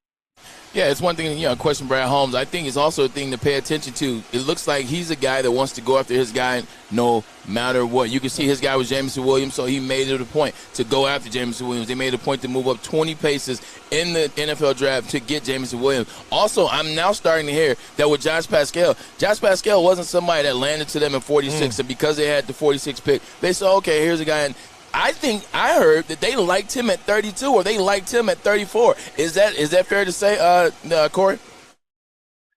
I personally haven't heard that, but there are reports of it. So like I said, I've read it. I haven't personally heard it, but again, I still kind of I was still kind of iffy about grabbing him at the number they grabbed him, but hey, that's neither here nor there. I'm sorry, man. You drafted back-to-back injured guys with your second and third highest picks. I don't like it. I'll say it now. You need guys that are ready to jump into your lineup now. You already got a guy you know is not going to be there for at least half the year, and now you get a defensive guy that you needed to play right away, and it looks like he's going to be in and out of the lineup because if he already got hurt before the Citrus Bowl and now he's hurt at OTAs, what's going to happen when he gets really hit? Yeah. And this is also, too, the second year that the Lions have taken guys that have had some injury concerns early on. I mean, last year when they took Levi Uzworke, he had some injury concerns coming in, and we saw how that affected him throughout the season. So, I mean, you got to give Brad Holmes credit for getting some of the guys that he got, but when he's making the habit of drafting these injury guys and they're rearing an ugly head before they even start the season, that's definitely something to be concerned about. Hey, Corey, I got 8 cars behind me worth about $3 to $4 million. What is your all-time bucket list sports car? It is a specific car, and I don't know what model he had, but when I was interning for the Detroit Pistons, Tayshaun Prince had like this emerald green Bentley coupe with peanut butter inside. I want that car. Mulliner. It's called a Mulliner edition. Look at you. Hey, Corey, thanks so much, man. Is that the mulligan? That's why it has a Mulliner. We certainly appreciate you hanging out with us for the last half hour. Thanks so much, Corey.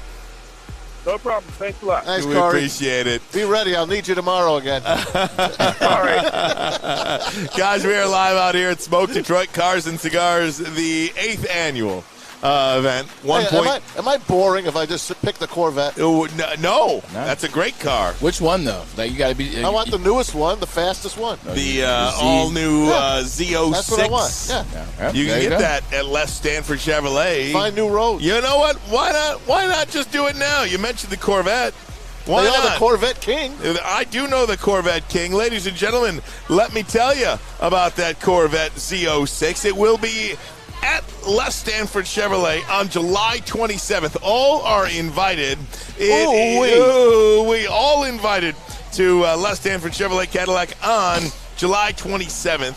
They are located on Michigan Avenue in the great city of Dearborn. It is no secret, however, that new cars are hard to come by. They are available at Les Stanford. You got to make a plan, though. Allocation coming in for lease or purchase of new vehicles. Les Stanford also has over 350 pre-owned cars on their lot, so they're like new. Many of them like new.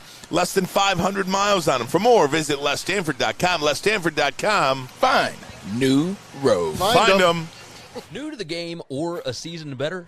OddsTrader.com has everything you need to make the right bet ahead of kickoff. Begin your handicapping journey with OddsTrader. Improve your edge by finding the best price on every game from sportsbooks in your backyard. Take advantage of the numerous sign-up bonus offers to pad your bankroll. Dive into key game statistics, player performance, and even account for the projected game day weather. Best of all, you can use the OddsTrader bet tracker to keep a log of your action. Welcome to OddsTrader, and best of luck. Woodward Avenue, the first paved road in America. Woodward Sports, the first sports network born in Detroit and made for Detroit. Winning is a habit. So is listening daily to Woodward Sports. We're glad you're a winner, and thanks for listening.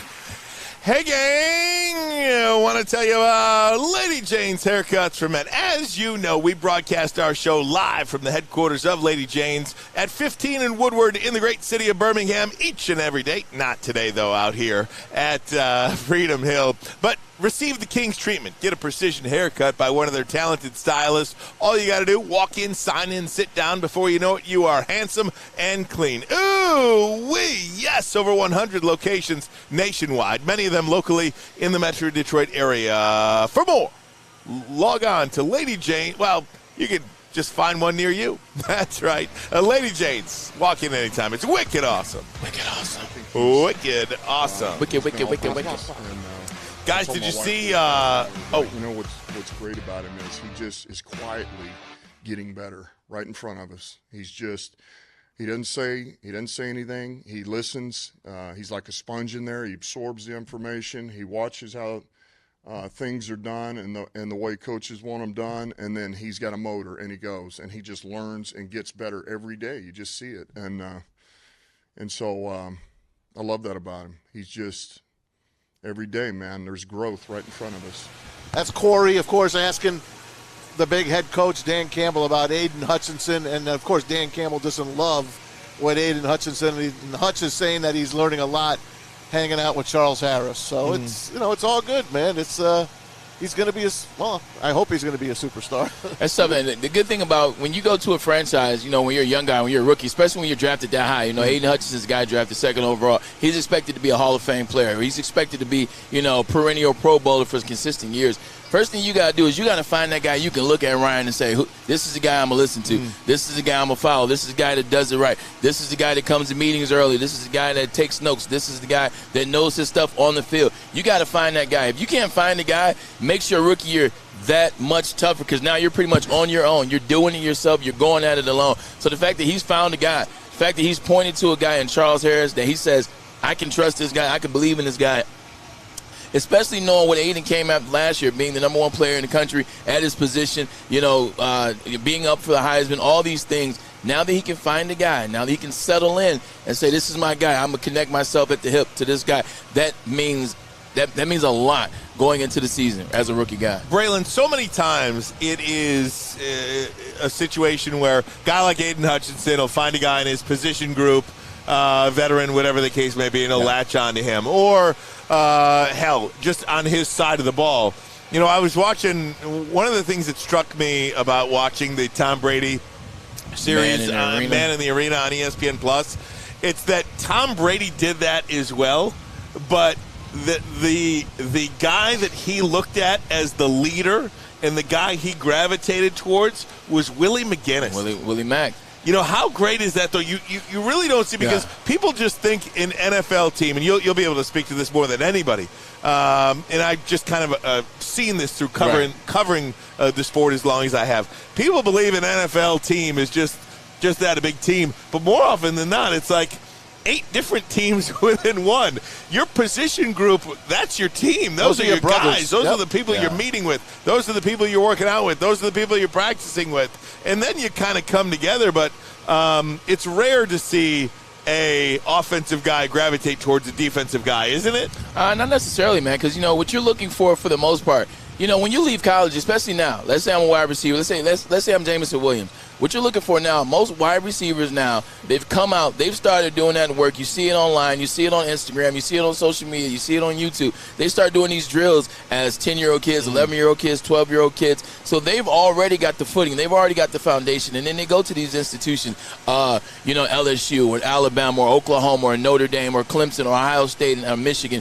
So they get the good work. When they come into the league, they're ready to play. So sometimes it's not, you don't need that position player to show you what to do. You just need a professional. You need a pro. And I had Willie Mack when I was in Cleveland. He came to Cleveland in 2006. So I know what Tom Brady saw in him. Consummate professional, knowing how to talk to the coaches, knowing what to expect out of the coaches, knowing what time to show up to meetings. Willie was never late to meetings. He always was there early, maybe 8 minutes early, kind of sitting in his chair, getting ready. He was always out to practice early. He always got the good stretch in. So if you're a wide receiver, you don't have to necessarily look to a wide receiver to say, okay, this is how you do it. You just got to follow a consummate pro. And Willie McGinnis was a pro for Tom Brady, and there are other pros that aren't going to play your position that you're going to take something from. You're going to look at a lineman and say, these guys show up. They're all about football. They're watching extra. They get beat in practice, and they come back the next play. How do people respond from adversity? So you don't have to follow your position. All you got to do is follow a guy that's a consummate pro and does it the right way. Just talking here, and this isn't anywhere on the rundown or anything like that, fellas. Just talking. It's the best stuff sometimes, man. Walk me through, Braylon, what these guys are going through now, both the rookies and the veterans.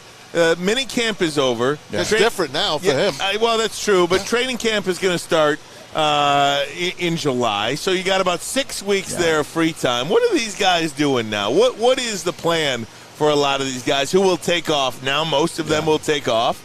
Probably. I don't want to say most, but many of them will take off and go back to their respective hometowns for a while, probably. Yeah, I mean, if you're looking at the veteran guys have, you look at guys, the veteran guys, Guys like Tracy Walker that came back early, they signed their deals, they wanted to be here because they see what this team can be, they see what the Lions can be. They've been here since, March? Guys are tired now. It's been here. You've been working out. You've been banging out the film. You've been banging out OTAs. You've been banging out minicamp. You've been going at it. You've been lifting. You've been running. You've been getting yourself ready for the season, for the upcoming season. Now you take a break. You don't necessarily take a break from all the football, but you go to the warm weather climate there, whether it's the Floridas, whether it's the Californias. You take your family on trips, whether you're going out to France somewhere, or Spain, or Cabo, or wherever it is. You go get that in right now. Mm-hmm. Right now is the time. So right now, as soon as it's over, you hurry up and get that trip in. And you've been planning this trip since January, since February, maybe even since last year. Get that trip out the way, and then when you come back, you're resting, but you're still working out. You're doing light stuff. You're doing, some drill-specific work. Like I'm not wearing pads, but I'm going out there. I'm getting my running in on somebody's football field. I'm running some routes on somebody's football field. I'm running some track. I'm swimming. I'm getting some exercise in, but I'm also relaxing. I may be taking a break from football. I may not be listening to what ESPN and NFL Network and Fox or Woodward Sports Network, what we're talking about. I take a break from the game mentally, but at the same time, I'm still out there relaxing. I'm still out there doing some stuff on the track, in the pool, in the weight room, just to get myself ready. And, oh, by the way, I will go see my quarterback at least once before we go back. Mm-hmm. All right, now back in the day, now you're not allowed to hit. Because did you hear the Bears, Matt Eberflus? He was having the Bears hit about a couple of weeks back. Okay. You're not allowed to hit. That's dumb. Right. He's the rookie coach. Yep. Remember, they were like, what? I'm like, why the hell are they hiring this guy? Where did they find him from? So Chicago, they it makes fined sense. him. They fined him, and they took a day away from them. They had to literally take one of the OTA days away from them. So back in the day, who was the toughest SOB that ran you guys through these OTAs? Oh, man, that's easy. That's Eric Mangini. The Mangenius? And Mangini, man. I got a Mangini story. Here we go. Eric Mangini was nuts. So in minicamp, we hit minicamp with Eric Mangini. We wore pads, which most people don't wear pads anymore during minicamp. Right. They save pads for training camp. And even in training camp, it's only a handful of times you're in full pads. So we're in full pads in minicamp, man. And he had us doing tackling drills. But he had all the skills position. He had all the linemen. He had all the running backs. He had everybody involved. And you had to take a turn once where you are a ball carrier and you got to break tackles. Or you're a tackler and you got to tackle a ball carrier. And I didn't understand why I needed to tackle anybody. So I ran as a ball carrier, and he had guys really hitting. Guys are really out there trying to shake and break tackles. Guys are really getting hit. Some guys got hurt. I saw a couple guys get hurt. Nobody on the major team or nobody on the depth chart that you really, really needed. I don't even think these guys made the team. Because they got hurt. Pretty much, though. But they were tackling dummies. But it was just the dumbest thing. When you get to that level, ladies and gentlemen, you have been tackling for a very long time. And I myself started playing Little League when I was 12, but kids start playing when they're 7, they're 8, they're 9, 10 years old. You know how to tackle. You've been tackling for a very long time, or you've been avoiding tackles for a very long time, which is the case in my case. You know how to avoid tackles, and you know how to tackle. So there's no need to have these type of drills this late in the game, this stage in era. If you do it now, something's wrong with you, like Eberflus. That's why he ain't coaching anymore, Mangini, because he was supposed to be the man genius, right? He was supposed to be one of the first disciples from that, Belichick tree. Now, the one thing I will say about Eric Mangini, and I think I say this all the time when I bring his name up, in terms of dealing with a team, he didn't know how to deal with the whole team. He wasn't very good dealing with everybody in front of everybody in teams and this and that nature. But one-on-one, he was an amazing guy. He was a great dude.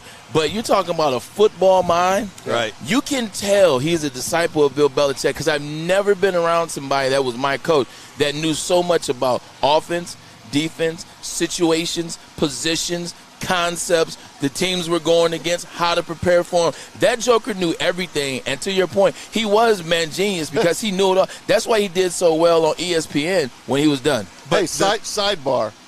I heard Bill Belichick lined up as a center the other day at practice for the Patriots. A center. And we brought up the whole Matt Patricia's going to call the offensive plays.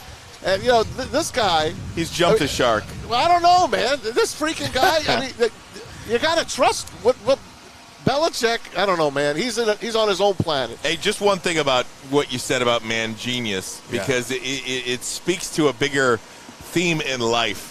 You could have all the knowledge in the world and not know how to. But if you don't know how to communicate it, if you don't know how to connect, it doesn't freaking matter. Right. You know, I mean, That's that's a story for life. You know, you could be the biggest whatever. It doesn't even freaking matter. If you're not a people guy, then you probably ain't going to make it. Move over. Guys, there's a lot of great things to get to, including Cooper Kupp signing another. Does the salary cap? Is there a salary cap in the NFL? Not in L.A. and not in Is New there Orleans. a salary I was cap? thinking that. We're going to talk about the. Maybe not Miami either. I don't think there's a salary cap anymore in the NFL. And not only that, we want to knock down Ford Field, right? Yeah. There's a lot of people that don't agree with us. Well, look at that. We'll have that for you next. We are broadcasting to you live from the 8th annual Cars and Cigars Smoke Detroit. Over $1.3 million going to be raised.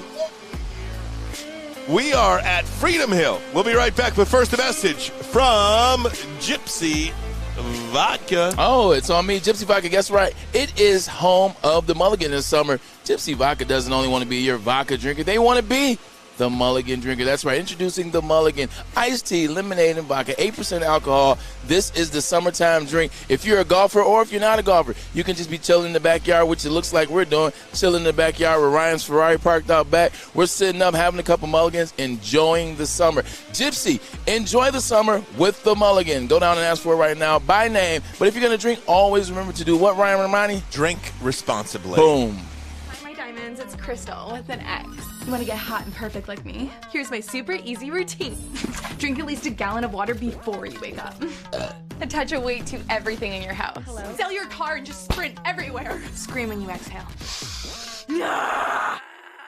Don't follow Crystal with an X. Do your own thing at Planet Fitness with tons of equipment and free fitness training in our clean and spacious clubs. Join now for just $10 a month and cancel anytime. Thanks for watching. Make sure you like and subscribe to Woodward Sports for more great videos. Hey, gang. I don't have my big boy bobblehead with me today, so Braylon, just bobble your head a little there. There's Braylon as my big boy bobblehead. Strawberry Fest is back at Big Boy, and they brought back some of the classic breakfast items that we all love, the strawberry French toast, the hotcakes, and the waffles, too. If you're not feeling breakfast, try the new strawberry bacon chicken wrap, the crispy chicken wrap, the nacho wrap, or the strawberry salad. A perfect recipe for the summertime coming up here. Don't forget to grab a dessert, a very delicious slice of strawberry pie. It could be yours for $1.99 with any purchase of $7.99 or more at your local Big Boy. We are broadcasting to you live from Freedom Hill in Sterling Heights, 8th annual Cars and Cigars event. Over $1.3 million will be raised here today. 1,500 people will be on hand. We've got about $3 to $4 million worth of cars behind us, and there's only about 8 to 10 cars behind us. That's right. I mean, that's how expensive these cars are. I know the owners of that car right there actually rented the Ford. What were those Fords that they took off of the market or the recall? Those concept cars. I can't think of what they are. I rented his house in Pleasant Ridge one time. Really? Big time. I want to hear that story. I hope I don't see him. I want to hear that story. You didn't clean up, did you? It wasn't my fault. Okay. Oh, gosh. Hopefully they probably didn't give back the security deposit on that. If you're watching on YouTube, go ahead and hit that like button for us. We'll try to get to over 100 likes before the end of this segment. And if you have not already done so, we are now less than 100 subscribers away from 26,000 subscribers on YouTube. That's a pretty big deal. We're getting up there, man. I'm telling you. I feel like when you first started saying that, we were at 19 or 18,000. Now we're at 26. We're going to march towards 30,000. How about that? I wanted to get to this regarding Cooper Kupp because Cooper Kupp has signed an incredible contract, and it doesn't even friggin' matter what the salary cap is anymore because Cooper Kupp gets 5 years, $110 million. Signed his contract, by the way, in a Matthew Stafford number 9 I would jersey. too. I would too. Good for him. I mean, I would too. You're talking about a guy in Matthew Stafford that looked for you the whole season. You guys work together. You guys, your family, their wives are now best friends. Matthew Stafford, he essentially got himself paid. through consistency. You look at him 5 years in, he's at 5,500 yards. So if you do the math on that, he's averaging 1,100 yards in his 5 year. That's really good. He's at 40 touchdowns. Yep. So he's just under nine touchdowns a season in his average. But last year, what he did was amazing. Triple Crown, the first Triple Crown winner since 2005, which was Steve Smith Sr. Just another tremendous season. He takes the game serious. Nobody will tell you anything negative, anything bad about Cooper Kupp. They say he's the best teammate that they've had since Aaron Donald. They said they can't tell who's better between he and Aaron Donald, so they don't try. The guy makes plays, whether he's double team, triple team, whether a receiver is hurt. Every time receivers seem to be injured, he seems to rise to the occasion. It doesn't matter how many people are checking him. He can have 200, he can have 100, he can have 120, 140, 2 touchdowns, 3 touchdowns, 1 touchdown. He always finds a way to matter. He always finds a way to make the big play. So he deserves everything he's getting, and Matthew Stafford helped him get that big deal by throwing him the ball all last season and having one of the best, actually the best playoff run by a quarterback and wide receiver in NFL history. Are you ready for this? Yep. $22 million for Kupp. Yep. $35 million for Staff. Yep. $30 million for Ramsey. Yep. $45 million for Donald. That's the cap. $132 million for 4 players. What is everyone else getting? $1 million each? No, seriously, that's not true because they pay Floyd. They play Floyd. They play Leonard Floyd. They play Vance Jefferson. They play Vance Jefferson. What about Allen Robinson? Allen Robinson just got paid. He's making 23. Don't give me a salary cap. Then. Yeah. Just say no salary cap. Salary cap. Yeah. Let Kenny Holland run the Lions. Seriously, no salary cap. Why do they even have it? I mean, remember when the New Orleans Saints were $80 million over the cap, and then they were under, 40 million or 25 under? What are you doing? I don't even know why. Why do they got to do it like that? It's so stupid. Allen Robinson, by the way, and it insults my intelligence. He's going to have a hell of a year because Kupp is going to get double covered. Allen Robinson is going to have the best year of his career this year. Well, absolutely. Absolutely he will. I don't know about Kupp getting double covered, though, Maz, because, look, every defensive coordinator, every defensive player that lined up and played against the L.A. Rams this year knew who was getting the ball. Yeah. Yeah. They knew who was getting the ball, and he's still wide open. That's the thing about Kupp. It's not like he's making these incredible catches. This dude is wide open on so many different plays, so many different routes. How does that even happen? So there's a couple things. One, what do you know about receivers? Man, little, very little. More than us. Very little. No, the one thing about it with Cooper Kupp is his intelligence. He knows the game. Now, very rarely do all receivers really study like the ins, the outs. You may study your position at wide receiver. You may study how to get open. You may study how to break down a comeback route. You may study, I'm going against Jalen Ramsey, so what does Jalen Ramsey like to do? But Cooper Kupp takes it that extra mile. He has that quarterback perspective of he studies the concepts. It's one thing when I'm the X wide receiver and I know what I have. When I break the huddle, I know that if I go, I know the play was called. I know that means I go to the opposite of the call. I'm going over here to the left because it was called to the right. I know I'm on the ball. I know that I'm running a deep post on that. If that's all I want to learn, then that's fine. I can get paid a certain amount of money for that, and I can have a certain amount of success just knowing that. Cooper Kupp takes it a step further. Cooper Kupp says, you know what? I want to know what the X has. I want to know what the Z has. I want to know what the Y has. I want to know what the A has. I want to know what the F has. I want to know what slide protection is because I know if they're sliding a certain way, then I know that means they're expecting a certain type of blitz off this side. If they're expecting a certain type of blitz off this side, then that means the ball should be coming to this side. He does it from that perspective. He breaks it down. So when you look at him, not only is he fast, not only is he quick, not only is he hard to cover at the line of scrimmage, not only does he run some of the best routes in the league, not only does he have some of the best hands in the NFL, but he knows all of the concepts. He knows slide protection. How much extra work does that take? Because that's the quarterback work. That's why you see everybody else on an NFL team throughout the season or in the off season. You see them do other things. You see them at Cars and Cigars. You see them out the country. You see them partying in nightclubs. You see them at the Met Gala. You see them doing all these things. You don't see the quarterbacks. The quarterbacks are in the dungeon studying. They're in the dungeon with they're married, they have kids, and they're studying. Married with kids and studying. So when you do it that route, you're sacrificing a lot of these things that happen while you're playing the game. But it's for a cause. It's for that extension. That was $60 million extension? So with that being said, Cooper Kupp is always open because he is fast, he is quick, he runs good routes, but he also pays and takes the time to know everything that's going on that field. Not every receiver and not every player wants to do that. I mean, let's just call a spade a spade. Not everybody wants to put that work in where they know what everybody's doing. They don't care about everybody else. Sometimes they just care about themselves. That separates the $25 million player from the $5 million player, right? 100%. We got the Woodward heavyweights here with us today, Spencer and Easy.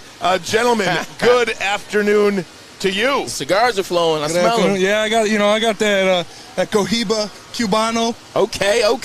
Took it from Pops' stash before I left. Oh yeah, baby. Okay. Yeah, smoking that around. What have you noticed over here, Spencer, as you've been on the premises here at Freedom Hill? The cars, the girls, the cigars. You gotta love it around here, man. It's a good environment to be. You know, we got some Ferraris out there. We've seen some Maybachs, some Lambos. We got a picture in front of the forklift. You know, we're just doing our thing. It's loving it out here, man. Now, what are you guys gonna be doing out here today? We're gonna be doing heavyweight things, man. Just going around, getting into trouble. You know, interviewing some people, talking to the people, seeing how they're feeling. Who's the ringleader between you two? Because I feel like on one end I feel like Easy could get everybody in trouble, and then I see you and I'm like, well, no, you get everybody in trouble. Who's the ringleader between you two? Is it 1 and 1A? It's pretty. Yeah, it's like 1 and 1A. Sometimes I got more of a motor mouth, and he's like the muscle to back it up. You know. You guys both got your zippers up today? Yeah. Everything's tucked in? Yeah. Hey, fellas, remember, all Ferraris don't have wheels on them. That's true. There you go. Oh, damn. There you go. Yeah, the cars are pretty and the girls have been pretty. I'm not going to lie. Look at that. Looking like a good time today. Take me home a Ferrari out here. I know, right? You got to pay for it first. It may cost you a little. It may cost you a lot, but it's going to cost you. The Ferraris always cost money. Oh, hell yeah. The Woodward heavyweights. What else you got going on? Easy, talk to me. Say something good. This is my first time here, man. Like, what do you need, tickets for these drinks and stuff like that? How's this thing work? Well, we got to get you Just some. go ask. Yeah, I think it starts at 4. The event starts at 4. I think if you're in, you're good. But we'll try to. If we need tickets, we'll get some tickets. We'll get you VIP passes. That's what I'm talking about. Just go sample stuff. Just go ask. If you walk around with that mic, telling you what matters. Yeah, that's all. All right. Drop my name, drop Ryan's name, and say they gonna drop you. I know Tom Vitale. There you go. You know There you go. There you go. You know Joe. Very good. All right, gentlemen. Quick thought on the Lions. You like them this year or no? I like him a lot. I've been bashing Jared Goff, but the more I look at him, his confidence when he's at the podium, in this offseason, I think he's a different guy. And he's obviously got a hell of a different team, different receiving core for sure. Friggin' Easy and Spencer. They are the Woodward heavyweights. They're going to be out here today doing a little man on the street. Why do they call it man on the street? Why not just person on the street? Because I'm sure they're going to be talking to some ladies. That's how it started. We're talking to ladies for sure. The man on the street, I can't remember his name was, but that was his show. The man on the street. Be on the street just doing all type of crazy foolishness, man. Oh, man. All right, gang. Hey, Woodward heavyweights, we love you guys. We'll see we'll check in with you soon. By the way, I love how my take on not needing a quarterback or not going after the quarterback is starting to pick up some traction by you guys. You got to start falling in love with Jared Goff a little bit, man. Well, I do like Jared Goff. I just don't know if you build your team around a guy that's not a top 20 quarterback in the league. Hello, really? You really think I like Jared Goff? You think I've said that? I'm joking, but you guys are starting to be in the space where you're starting to be okay with what the Lions are doing, not having they didn't go after the quarterback in the free agency. They didn't go after the quarterback in the draft. They've chosen to stick with Jared Goff. They've put a ton of weapons around him. I don't know if there's a team. Now, obviously, they got to still do something. Just having talent alone doesn't mean anything if you don't go out there and execute it. But I don't know if there's a team that has more wide receivers in the NFL than the Detroit Lions. I mean, I forgot. USC. I completely forgot about Khalif Raymond. You got Khalif Raymond. Quintez Cephas is coming back. Yep. DJ Shark. That's why you don't have to rush back Jameson Williams. 100%. You have Amon-Ra St. Brown. You have all these receivers now, man. You put the receivers around Jared Goff. You told Jared Goff he's your guy. You got one of the best offensive lines around Jared Goff. You got a healthy DeAndre Swift. Jamal Williams seems to slim down, as you heard Corey Williams say live from Allen Park. He's slimmed down, which is going to make him fast. He's already a bruising type of running back. I'm telling you, man, I'm not so sure. There are quarterbacks that you can win with. He might be one of those guys. You just got to put the right offense around. Now you got to focus on the defense next year. Aiden was a huge piece. And, obviously they paid Charles Harris. So that's good to have Charles Harris and Aiden Hutchinson. But I'm telling you, watch how it could play out. You might be liking good old Jared Goff. I hope so. Maz, you mentioned it. Did you see where the Ford Field ranked in the best stadiums in football? It's pretty eye-opening. We'll have it for you next. We'll have it for you next. Do we have a read here? First semester? No, we'll come back and do one. We'll be right back from Freedom Hill. 6 dark corners, a driveway and a patio, 5 windows that could become doors. Every house has unique security challenges. Guardian Alarm has more tech, more team, and more ways to help keep them all safe.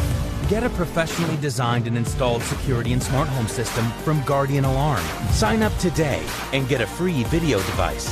Guardian Alarm. Smart, right from the start. Call 1-800-STAY-OUT.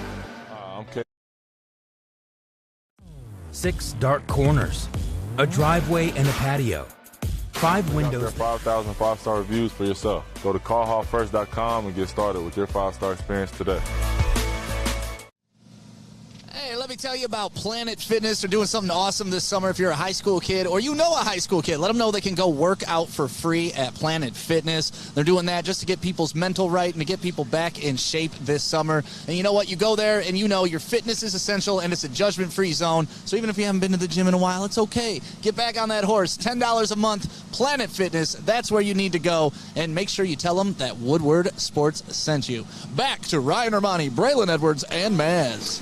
So we rag on Ford Field a lot, and we are broadcasting to you, by the way, from Freedom Hill. It is the 8th annual Cars and Cigars event benefiting the Chilani Family Foundation. We will, of course, be talking about this event coming up in the next hour. We're going to take you till 5 p.m.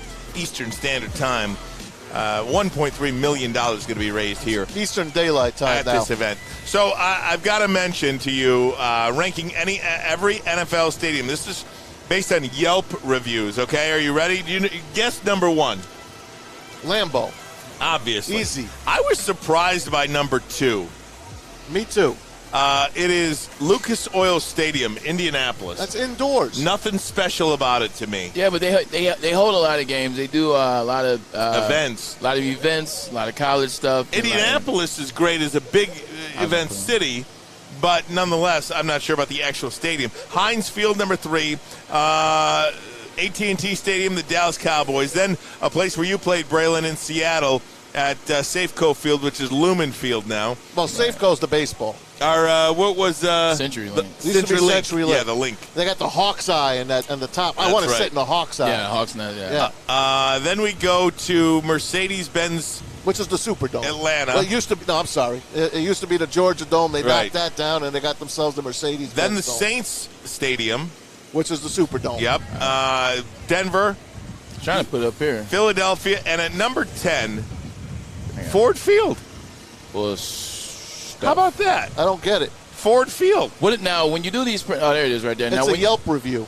So is it food? Is it the it's best everything. food? It's everything. Service and everything else. I mean, you're telling me this stadium, this is disqualified. It says SoFi is 31 out of 32.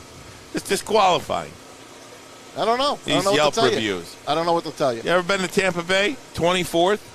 I mean, come on. Tampa's nice. U.S. But the weather helps. Minnesota Vikings, 26. Don't be ridiculous. It's a brand new stadium. Exactly. It's a brand new $3 billion stadium. This survey sucks. How do you have this survey sucks? But here's the funny thing. It says New York's. That's MetLife. That's on the second page. No, I know it's 16. Yeah. MetLife is 16. SoFi Stadium 30 and 31 for the Chargers and the.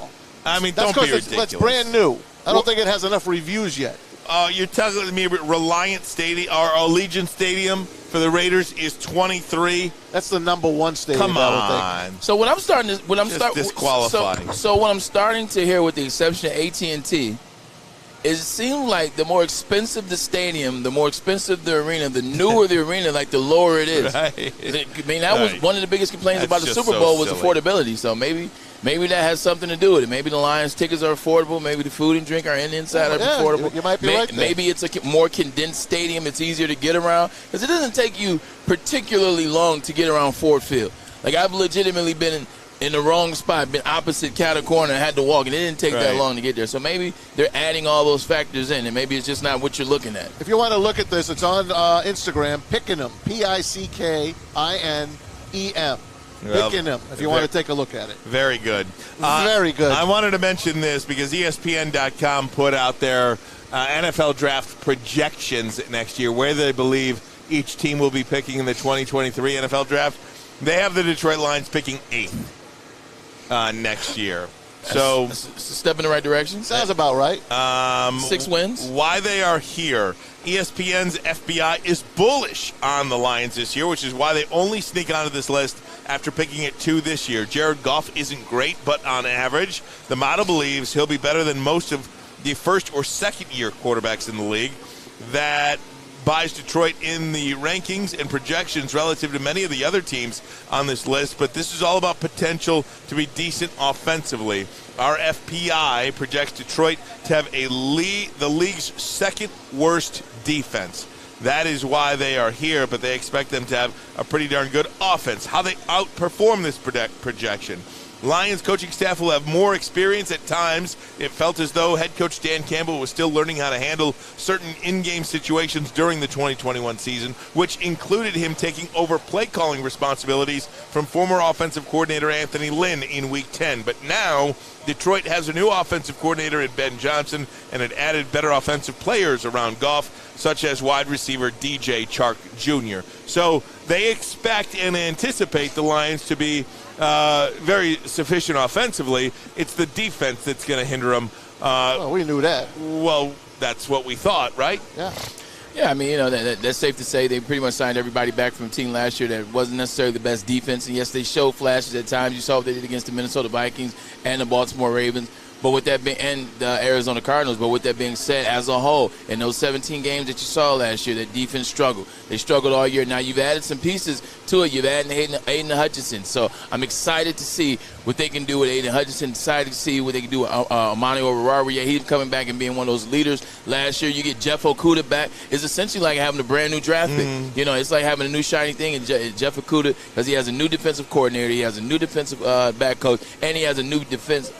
He has a new defense in general. So it's going to be interesting to see what they can do. But on that other side of the ball, you expect them to be good. They should be good. They got a quarterback that's made to the Pro Bowl, that's been to the Super Bowl. Like we keep talking, the offensive line, you drafted Jameson Williams, so when he gets in there, he'll be good. DJ Chark, he was a guy that made the Pro Bowl 2 years ago, got injured last year. A lot of people picked him in fantasy before the season started. With Jacksonville Jaguars last year, thought he was going to do well with Trevor Lawrence. It didn't work out that way due to injury. So they got a lot going. Amon-Ra St. Brown came on strong last year. I mean, he graded out one of the highest grades ever for a rookie wide receiver, especially a guy that was drafted in the 5th, 6th round. So they got a lot going. Quintez Cephas is my guy out of Wisconsin. I was high on him. Danny Davis III when he was there at Wisconsin. So they have a lot on that side of the ball. And finally, like we talked about yesterday, Maz and Ryan, TJ Hockenson.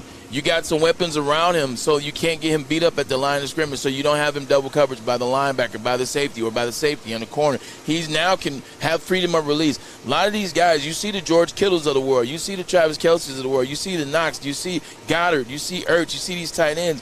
They have one-on-one coverage with linebackers. They have all these mismatches with these safeties that can't cover or these linebackers that can't cover either, and they're having all these free access release and all these open space. They find all these open zones. That didn't happen for TJ last year because he was getting double coverage because they didn't have any wide receivers. Now insert 7 wide receivers. Look for him to have a lot of one-on-ones and look for him to find a lot of open spaces in those defenses they play against this year. Who's freaking better than this guy?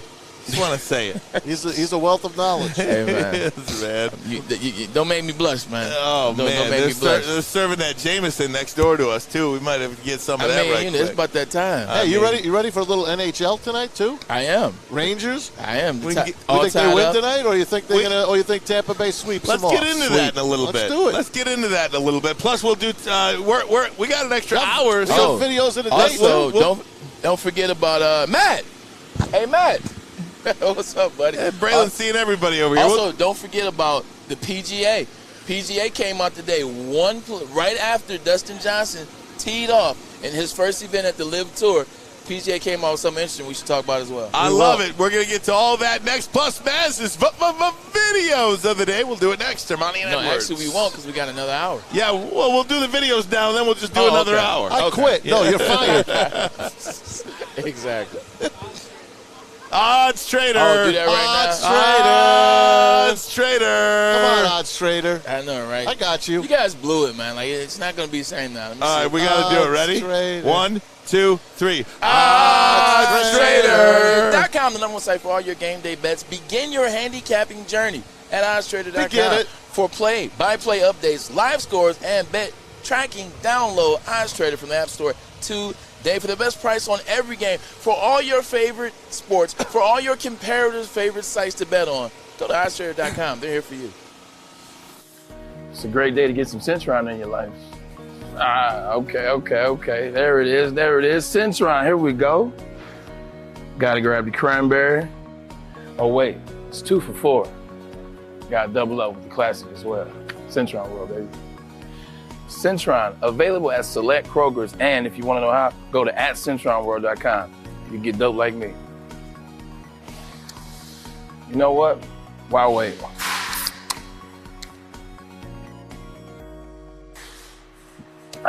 Great taste, guaranteed.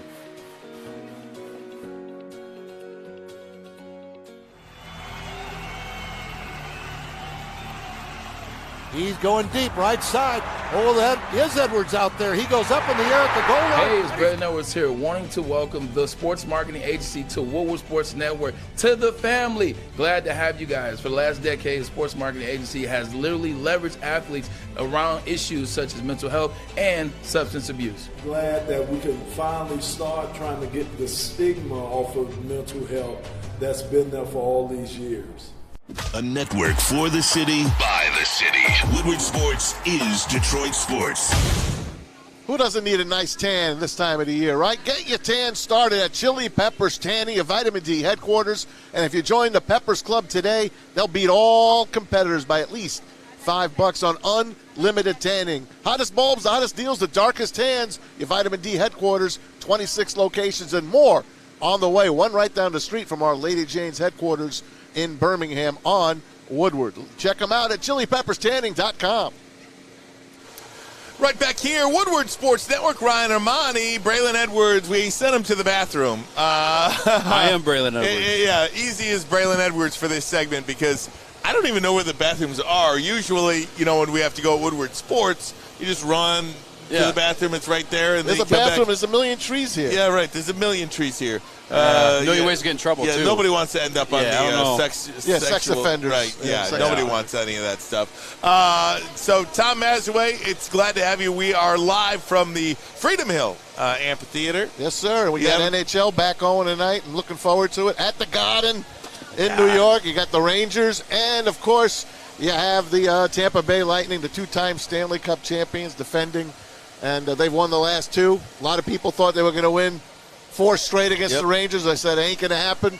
A lot of people said the Golden State Warriors are going to win 4 straight against the Celtics. I said, that ain't going to happen. My boy Aaron Tackett on YouTube, you owe me $5. I gave you 10-1 odds yesterday. And you were a good man right at the beginning. You said, Maz, I owe you $5. I'm collecting that $5, or I'll bet you double or nothing tonight if you'd like. I'll take the Rangers tonight to win at home and make it 3-2. In the postseason. Yes, sir. Yeah, I heard that they're undefeated in games that Brian Daboll attends, the New York Giants' new head coach. Yes. Oh, really? Yeah. Yes, Brian Daboll. Way. And Joe Schoen, who's the general manager. They come together. Yeah, it's so fun. Yeah, it's so fun. The games that they're in the building, I guess they're undefeated in. So if he's there tonight, I mean, the Rangers are probably a safe bet. Did you see last night at the Boston Garden? In the front, you got Dave Portnoy. And his guys. With the guy from... Guy Ferrari. Yeah, Guy Ferrari. And sitting behind them is Ray Allen. Paul Pierce. No way. Paul Pierce. Really? And... Rondo? No, there's a Hollywood star sitting behind him. Nelly? No, I know Nelly was there last night. Someone from YouTube will definitely tell us who it was. It looks so awkward. that they were sitting behind those guys. That is kind of crazy. It looks very funny to me. They're the ones with all the money. I know. They should be front row, though. They brought a championship to the city. I know. It's so funny. What have you done for me lately, Easy? That's true. That's fair. My YouTube people will tell me who was sitting behind Dave Portnoy last night at the what's Boston weird? Garden. I didn't know that KG and Ray Allen were there, but I know Paul Pierce was, and they must not have been sitting together. They must not have been. No, there's something about Ray. They don't like Ray Allen. No? It's like Chris Webber, right? Yeah, he went to the Heat. Because he went to the Heat. Yeah. They wanted to run it back, and they went to the Heat. Yeah. He went to the Heat. But that's on the general manager. Who was it back then? Michael B. Jordan, was it, they're saying? No, it wasn't Michael B. Jordan. It was not. It was not Michael B. Jordan. Braylon, you get kicked out now. You're out Good of job, here. Easy. Braylon's going to know. Oh, dude. Braylon's going to know. Oh, man. Get the hell out of here. What happened was... You see what had happened Stay out. And he even said he was Braylon Edwards. When I said Braylon Edwards, he said, yeah, that's me. Can you believe this guy? But he stole my nickname, by the way. I'm the first Easy, by the way. Be Easy. I let him have it, though. I told him he can have it. Sometimes you got to retire childish things, man. So I had to retire my nickname. Hey. Got to let the big guy take it. What do you got here? It was a blended bourbon. How was it? It's pretty good. Strong. It's a good sample. Did you notice last some night hair on my chest at the Boston Garden, Portnoy is sitting in the front with Guy Fieri. I did see Sitting that. behind him, I think it's Ray Allen and somebody from Hollywood. I can't think who it was. Do you remember who it was? I gotta take a look. I don't remember who that was. Speaking of that, man, could Paul Pierce stand up and celebrate enough last night? Paul Pierce. That's a guy that just wants to be seen. Yeah. Don't leave Paul Pierce alone. That's a guy that just wants to be seen. So I actually agree with Ryan. And I'm not knocking Paul Pierce because if you go back and look at what he did in the NBA, his career was one of the better ones. Hall of Famer. They call him a truth for a reason. He deserves to be a first ballot Hall of Famer. He never played my type of basketball. I never was a fan like that. But in terms of fan of the NBA, he was a great player. He waited his time. He waited for his championship. He got his team and Ray Allen and Kevin Garnett. He got it done. He did it. All power to him. But I feel like ever since his farewell tour that got marred by Draymond Green dogging him out when Draymond Green said, man, they don't love you like Kobe. Yep. And they were dogging him on his farewell tour. And then the night he was getting his jersey retired, I think LeBron dropped 60 on Boston. It just seems at every turn, like Paul Pierce at every turn, man, he gets pooped on. And in my favorite Paul Pierce situation where he got put or humbled or back down to earth is he on ESPN say he was better than Dwayne Wade, or he had a better career than Dwayne Wade. And Jalen Rose and Michelle Beadle broke him down to his core. Michelle Beadle's background noises and her ad-libs, they were so funny in that whole segment with Jalen Rose talking about what they had accomplished between the two of them. But Paul Pierce was standing up celebrating every shot, every basket. I mean, I was like, I get it. Paul, we get it. We get it. They have not won a championship since you. And I was like, but let them shine. Go sit your butt down somewhere. Are they one of the most dysfunctional champions that you've seen out there? Because they are number one all time. Doc Rivers even gets a bunch of heat for being a bad coach in the playoffs. He's won a freaking championship. Kevin Garnett and Ray Allen can't be even in the same room together. Paul Pierce is out there doing everything. Yeah, you know what I mean? Doing everything. It's just it seems like they're the most dysfunctional champion that we have had in the last 20 years, and that includes the Lakers. And you know what I hate about it? Sorry to interrupt you guys. Please. They get more credit than the Pistons did for winning one championship. Like that one championship Celtic team is looked at as heads and tails above the going to work guys. It's so dumb to me. It's so dumb to me. I hate it. That's all. Why do they hate Detroit? I think that's one. They definitely do get more love than that Detroit going to work, and they shouldn't because of what that Detroit going to work period was from the Eastern Conference consecutive 6 in a row, 2 finals in a row. Should have won 2. Obviously, we know what happened. Big shot Bob in the corner. But you know what it is, man. Ray Allen's a Hall of Famer. Kevin Garnett's arguably the best power forward to ever play the game. And is a Hall of Famer. Paul Pierce is a Hall of Famer. You look at that squad, 3 Hall of Famers, 2 guys arguably the best at what they've ever done. 1 shooter, 1 power forward. So I think when you look at it from that standpoint, and you add the fact that they were kind of like the first big 3, and then you put them on the parquet floor, which is the Boston Celtics, I think that's why you get like the nostalgia piece about them, and more so the heavy hitters than our going to work team. Tough. We still love our guys. Yeah, 100%. We still love them. Braylon, when you were gone, Maz said he likes the Rangers tonight. Who do you like? Tampa. I mean, you got to like the Rangers at home. Rangers are 8. I think one thing 8-1. Yeah, I'm saying they're 8-1 at home. So you got to like the Rangers at home. They've been playing well in the playoffs at home, at the Garden. That's their spot. Nobody else has come close to them. But it's something, man. It's something about what you see from Tampa. It's something about, it started. I told Maz this. It started with that Toronto series, man. Started with the Toronto series. Every year, the Tampa Bay Lightning are discounted, they're discredited, and they're counted out every year. Year one, they don't have the experience to make it to the finals and win it all. What they do, they win it all. Next year, you know how hard it is to win back-to-back. The last team to do it is this team, and I just don't know if they can sustain, especially with Stevie Yzerman leaving. Stevie Y is no longer here, so Stevie Y is not a coach. Guess what they did, man? They won back-to-back. And now here we are in year 3. Well, they just don't seem to have that same spark, that same magic. They're not skating with that same intensity and that same glow and that same glide. Where are we at now? Eastern Conference Finals yet again. So here they are chopping at the bit to get back to the Stanley Cup. So I think they're going to win. I don't think you can put anybody over them. They're going for 3 in a row, and every time someone's told them they can't, they did it in spades. So with that being said, I'm not going to be the guy. Fool me once, shame on you. Fool me twice, shame on me, and vice versa. You can't get fooled again. That's what I was trying to George W. Bush said, right? Fool me once, shame on me. You can't get fooled again. Yeah. Guys, we are going to take a break, and for the radio purposes, we are on the Roar as well. We are going to take a break, and we are going to be exclusively on YouTube for the hour number 3 of the Ermanni and Edwards program. We'll tell you a little bit more about this event and continue with some in-depth sports talk. How about that? And my videos. And your videos. We got to get to your videos. Maybe we'll do your videos first. Ermanni and Edwards featuring Tom Mazawey. We'll be right back. Ermanni and Edwards, Woodward Sports Network. Make sure you download the Woodward Sports app in the App Store and the Google Play Store today. Take Woodward Sports with you wherever you go and listen live on your phone or mobile device.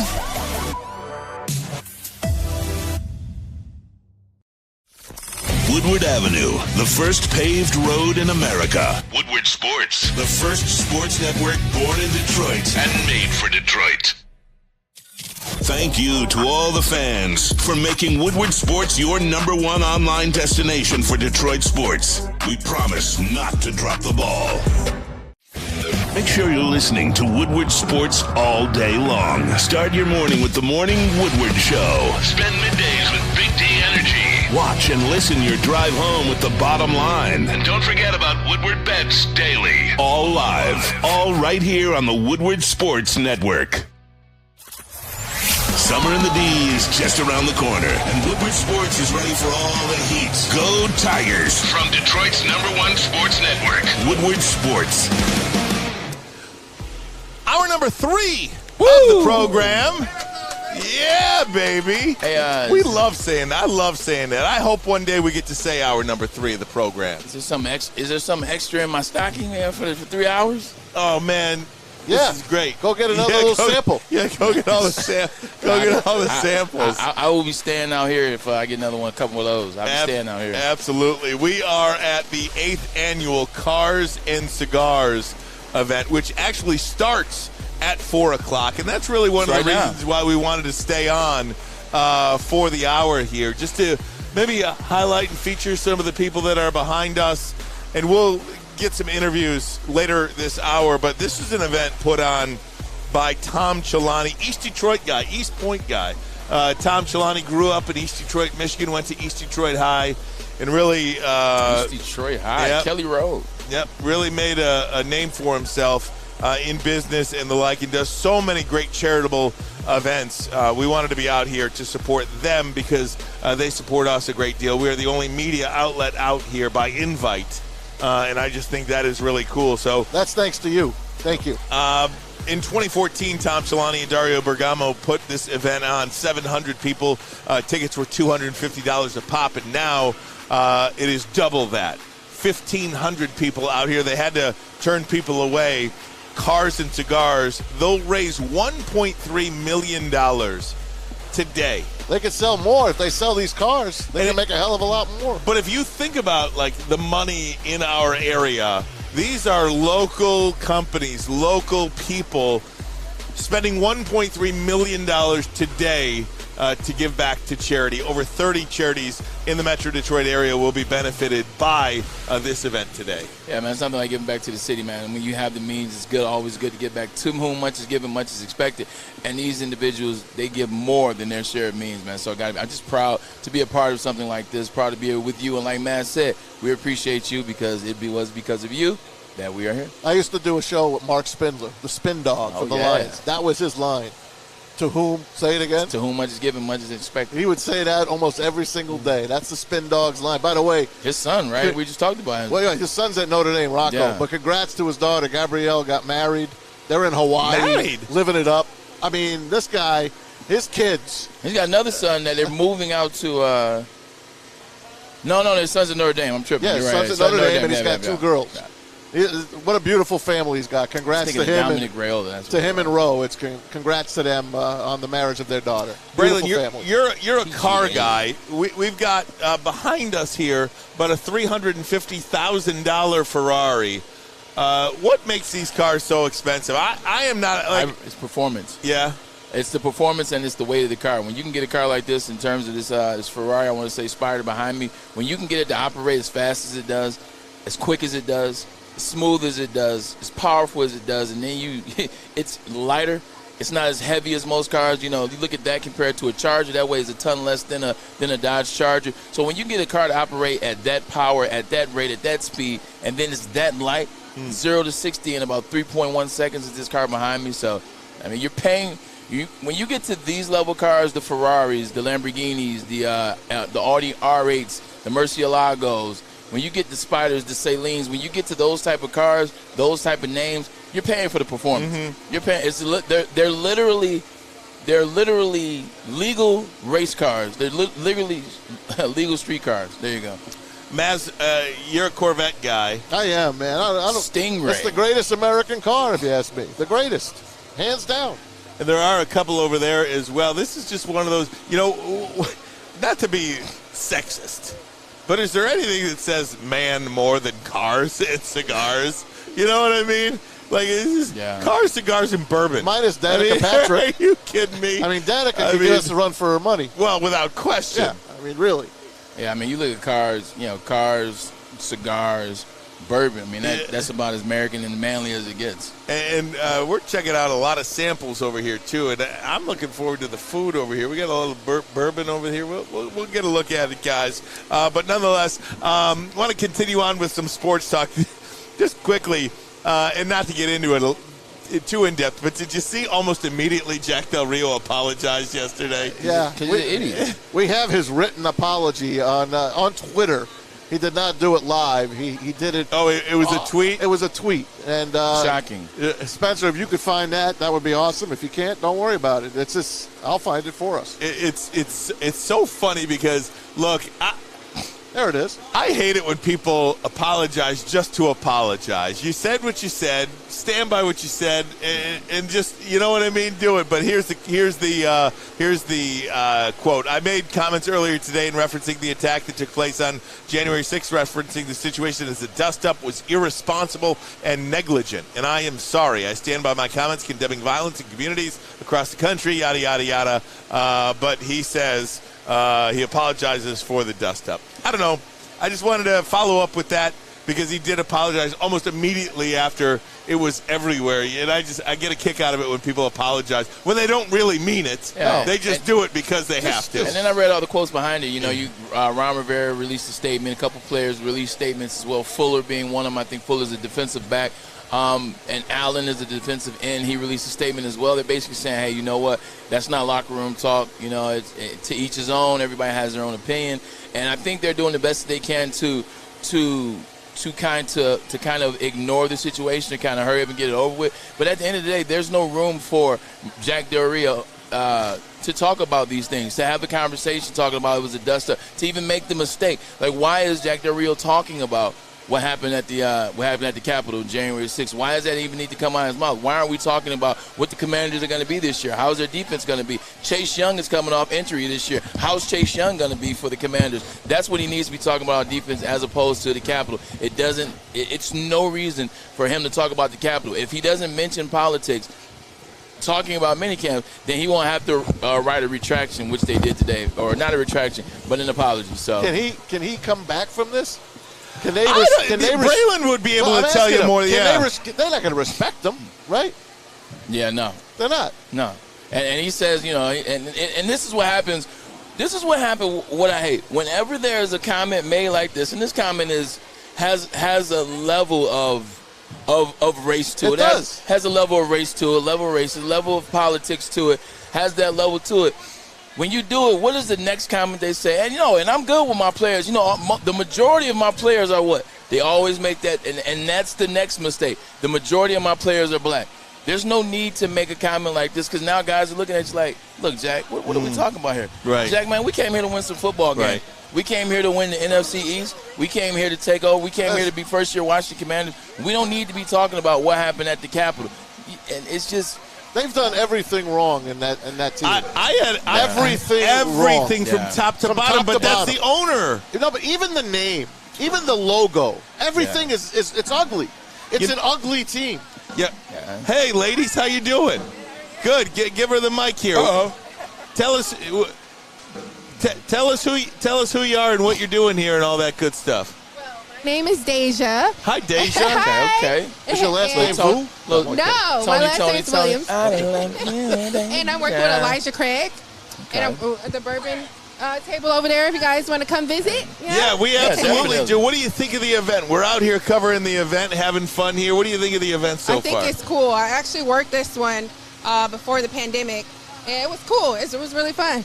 I like the cars, you know. I like when everybody's dressing up, looking cute, you know. And all the people are nice here, Deja, aren't they? Yeah, definitely. Everybody's nice. My goodness. We love it. We just wanted to talk to some vendors, I believe. We just wanted to talk to some friends next to us and such. We see a lot of beautiful people around here, so we said, let's get them on camera. Let's give them some FaceTime. Yeah, come on. I'm sure my guys would love some samples too. Yes, you guys want some samples? Easy, Braylon will get some samples. Yeah. Come on over here and say hello to us, ladies. All right, let's introduce the next. Introduce your friends here. This is Anissa. She works for Deep Eddy. This is Liz. She's working with me. How you guys doing? All right, great. Well, enjoy. We just wanted to talk to who was next to us here. We didn't want to block everybody out with the. Seemed like we're very rude. Yeah, right. We didn't want to be rude, but there you go. Thanks so much, ladies. Thank you. All right, we'll see you at the tent in just a little bit. This is true. All right, Easy, you're doing a great job here. I see you working easy.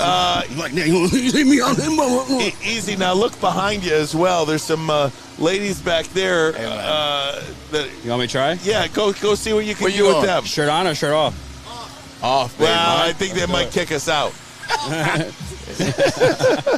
Great stuff. You guys want some samples? Yeah, sure. I'm good. Maz and Braylon want some. So he points to me and Maz. He doesn't even drink. Points me out to be the hooligan. I'll do it. I'll have a sample. Okay. No, we'll have some samples. Okay. We'll have some samples. I'll get the hoolas, okay? All right, very good. Oh, gosh. He said that, not me. We're going to take a break. Come right back. We are live at Freedom Hill. It is we are trying to get canceled. 8th annual. We're not too politically correct here. 8th annual Cars and Cigars event. We'll be right back. Ermanni and Edwards, Woodward Sports Network. Make sure you download the Woodward Sports app in the App Store and the Google Play Store today. Take Woodward Sports with you wherever you go and listen live on your phone or mobile device. Hi, my diamonds. It's Crystal with an X. You want to get hot and perfect like me? Here's my super easy routine. Drink at least a gallon of water before you wake up. Attach a weight to everything in your house. Sell your car and just sprint everywhere. Scream when you exhale. Don't follow Crystal with an X. Do your own thing at Planet Fitness with tons of equipment and free fitness training in our clean and spacious clubs. Join now for just $10 a month and cancel anytime.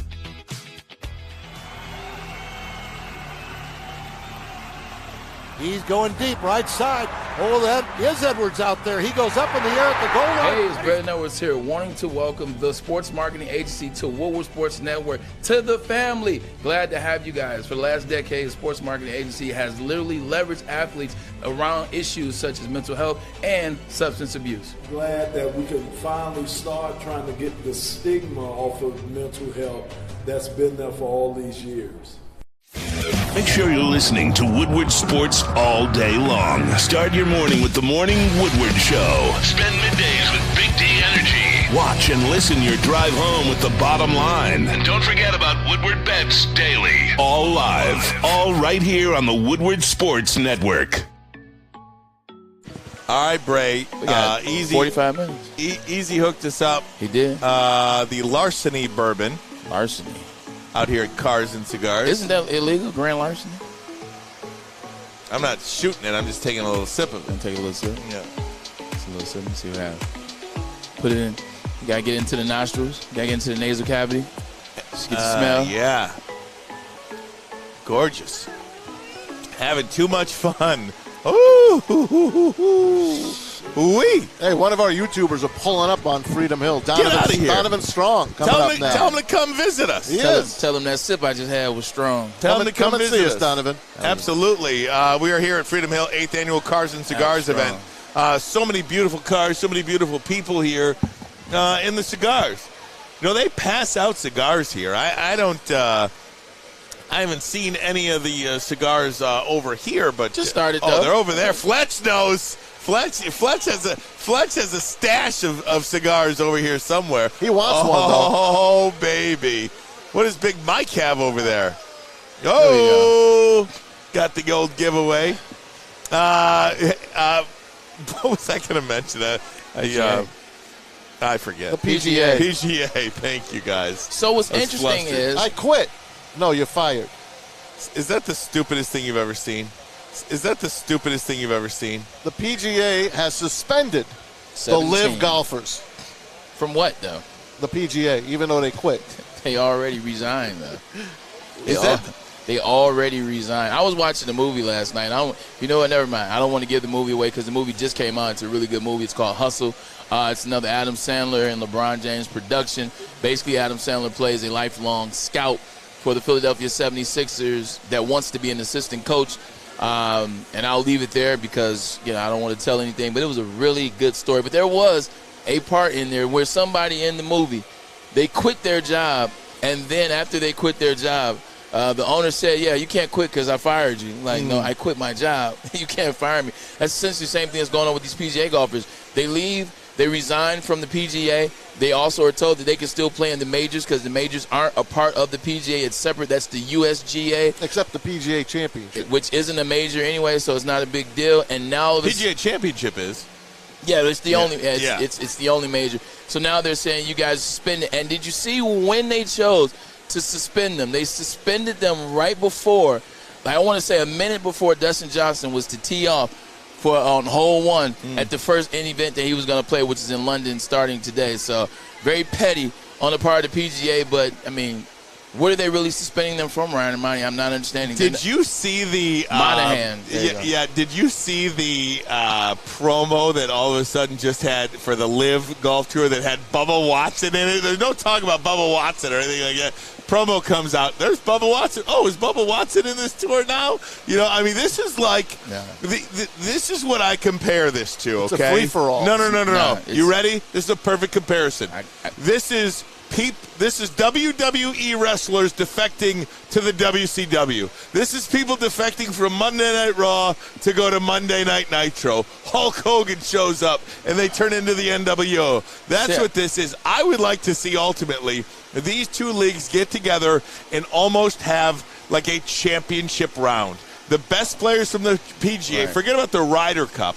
Right. The best players from the PGA, the best players from the Live Tour, go mano a mano, and let me see that. You want money, you want ratings, you want to generate. That's a good idea. You want to generate some pub for the sport. Yeah. Do that. You want to live? I'd watch that. Absolutely. I'm a non-golf guy. Yeah. I'd watch that. Yeah, I mean, but that essentially would be the same golf outings that we've seen for the last couple of weeks. They're just now Live versus the PGA. The thing about the PGA where people need to take a step back and just let this thing happen, let this thing play out. The Live Tour is doing so many more different fun things. Like the PGA is the same. Don't get me wrong, I love golf. I watch it all the time. So I'm complaining as a guy that watches golf, watch Golf Digest, watch the Golf Channel. I watch NBC. I got NBC Sports on my phone just so that I can watch golf. If I'm ever out on a golf course, I can watch things. But when you watch them, they're adding new things. They got foursomes going on. They got little scrambles that they're playing. They got a little 2-on-2 ball they're doing. They're only doing 3 days as opposed to 4 days. So many different little nuances they're adding. And also, the reason why it's different is because you don't get paid in PGA unless you win. You got to go out there. You got to find yourself a sponsor. Now, you get paid by the sponsor, but the more you come in first place or second or third or top 5 or top 10 is how you get paid. There's no cuts either. In the live, there is no cuts. Yeah. In the live outings, in the live league, you're getting paid to play in the league. Like, there's nothing like that exists in golf. It's not comparable to the PGA, and so that's why the PGA is as frantic as they are right now, because you're telling me I can get $200 million over 3 years just for showing up. I don't even have to win anymore. So what am I doing? Like, I don't have to win? Man, you know what? I would sign up to it. But Braylon, that's what it's like to be a professional athlete, though, right? I mean, you got paid before you stepped on the field. You didn't get paid if the Jets won. You got paid to play football. It didn't matter if you won or lost. Your check was going to be the same. Yeah, but at the same time, you get paid on the scale, though. You get paid on the scale. Imagine if a league came out owned by the Saudis, a football league, which is next, by the way. Yeah, right. Well, I think basketball. All right, my ass. Well, maybe in China. Some leagues, they already have one, but some league is going to be next. Just imagine, you get paid on the scale. Well, because I'm this year, I get paid this. Because my max should be this, and there's a scale. My max contract, since I'm 5 years in, it should be this, and it's comparable to these other guys. If you want to do a free agent tag or a roster tag, whatever, it's got to be this. It's the average salary between blah, blah, blah. Imagine they came out with a league in the NFL and said, man, no, it's no scale here. Like, shoot, it's your popularity. You right there, shoot, we'll give you, let's say you're making $5 million a year in the NFL, and they say, oh, yeah, we like you. We'll give you $200 million.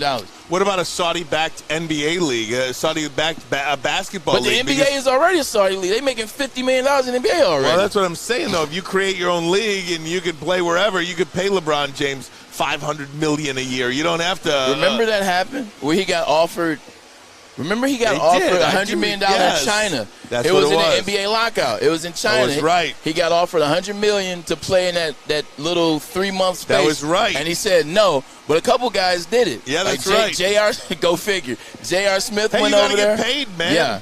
I agree. You got to get paid. Not everybody's. I think we during the MLB lockout, 71% of NBA players are not millionaires.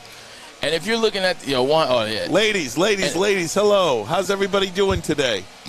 What? How are you? Good. What are your names? I'm Gianna. I'm Kaylee. I'm Gina. I'm Olivia. What are you guys doing out here? We're models for Forte Cannabis, Sea Vodka, and something else. Yeah, Pure. Okay, so you got cars, you got weed, and you got alcohol. What more is there? This is great. You guys having fun here? Yeah, we are. All right. You guys have to come to our booth. Where's your booth? Right there. White booth right there. Yeah, we're going to come in. Get me in trouble. What kind of free stuff you got there? You'll have to find out. Got some pre-rolls down there. All right. We'll get one. If you bring one down to us, we'll check it out. No, want to put some in it? No. No, you have to come down to us, and you have to follow us on Instagram. All right. Only if you follow us on Instagram. Wait, can I say the Instagram? If you follow us on Instagram and tell everybody that comes to your booth to follow Woodward Sports. Well, hit the follow button on us. You have to follow us first. Well, for sure, but you got to come on now. Ready? Forte Cannabis and officially Pure Roots. Look at that. Okay, there we go. Hey, what's ours?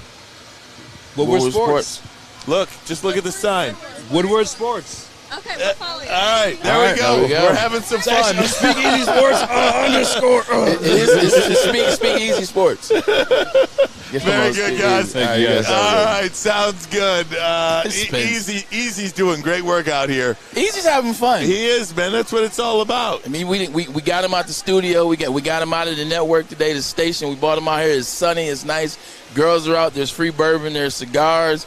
Air is going. I mean, shoot. We got him in his own element. And he's an East Side guy anyway, so. Easy. That's why I liked him. He is an East Side guy. I like all the East Side. I like everybody, but, East Side guys are my guys. Mine too. Got to lock it in. Got to lock that in. That's Maz, you don't drink, do you? Hold on. I don't. It's like Anchorman.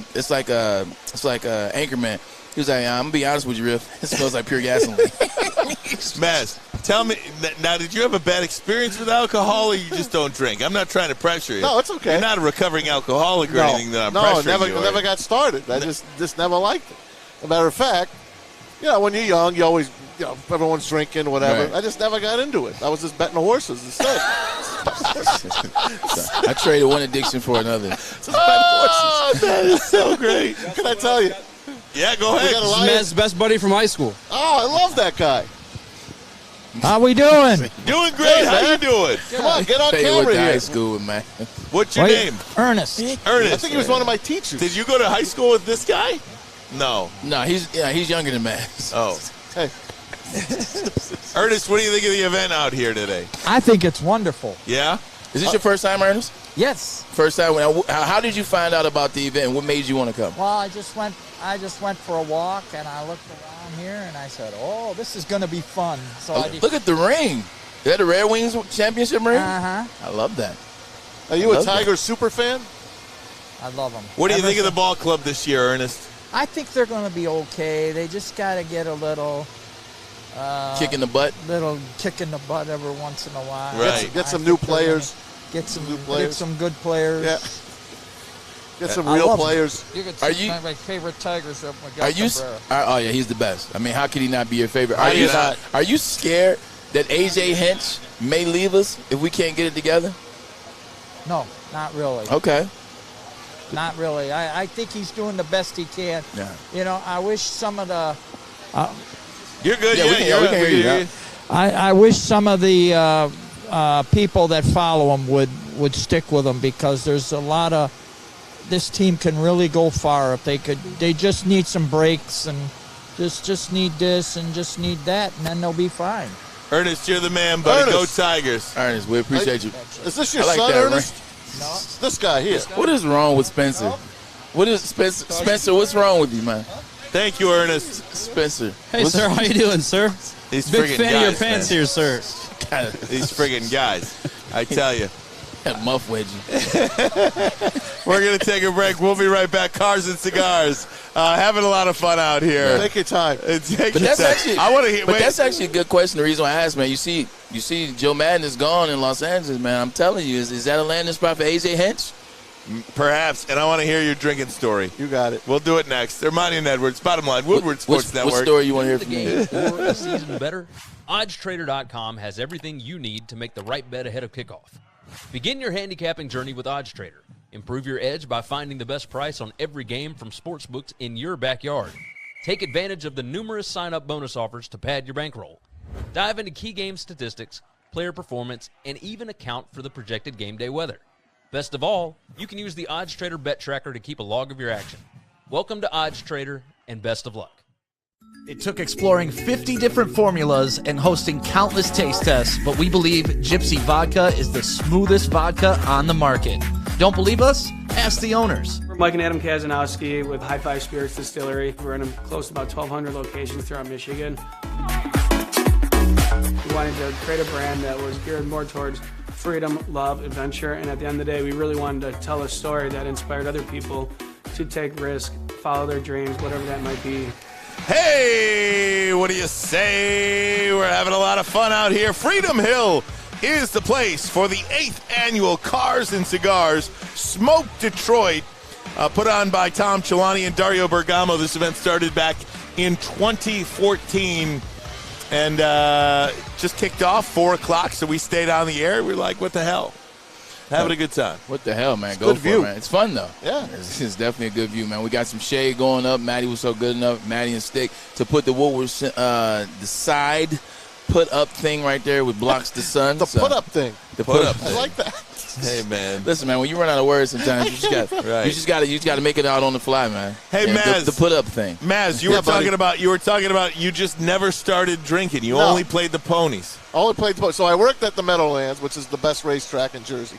So it's end of the night, and I put my bets in. I hit a couple of trifectas that night. So I had a great night that night. Of course I had a great night. So the boys come down. Hey, Maz, the girls are having a party.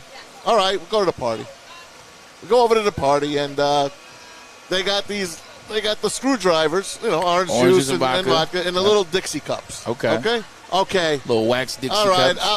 I'll have a little. Okay. So I have one. And, okay, That's not horrible. bad. Not bad. Okay, not bad. Not bad. So I think I had another. And before you know it, Just drunk.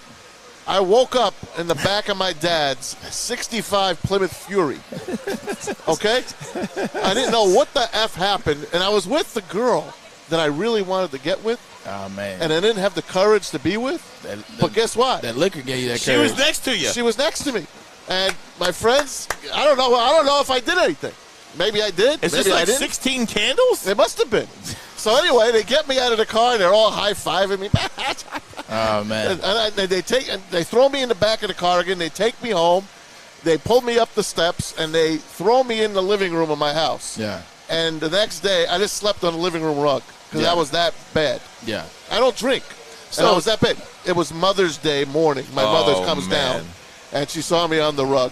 And I just never, ever had a drink since that day. That's incredible. Mother's Day, 1985. It's incredible. Mark it down. So to Ryan's question initially, then there is a backstory why you don't drink it. It was because of that. Because of that. Plus, I just don't like the way it makes me feel. I cannot tell you how many Thanksgivings were ruined in the Ermanni household because I would come home after Wednesday night, bar night. The big oh bar. Man, they'd be looking. It's the biggest bar night of the year, They'd be including New Year's They'd be Eve. looking for me. Where are you? Are you coming to Thanksgiving dinner? He'd be I'm upstairs like, on his what? bed. Here's the What? kicker, guys. My previous life, I At was the a bar manager. Yeah. I ran bars for 20 years in Jersey and in New York.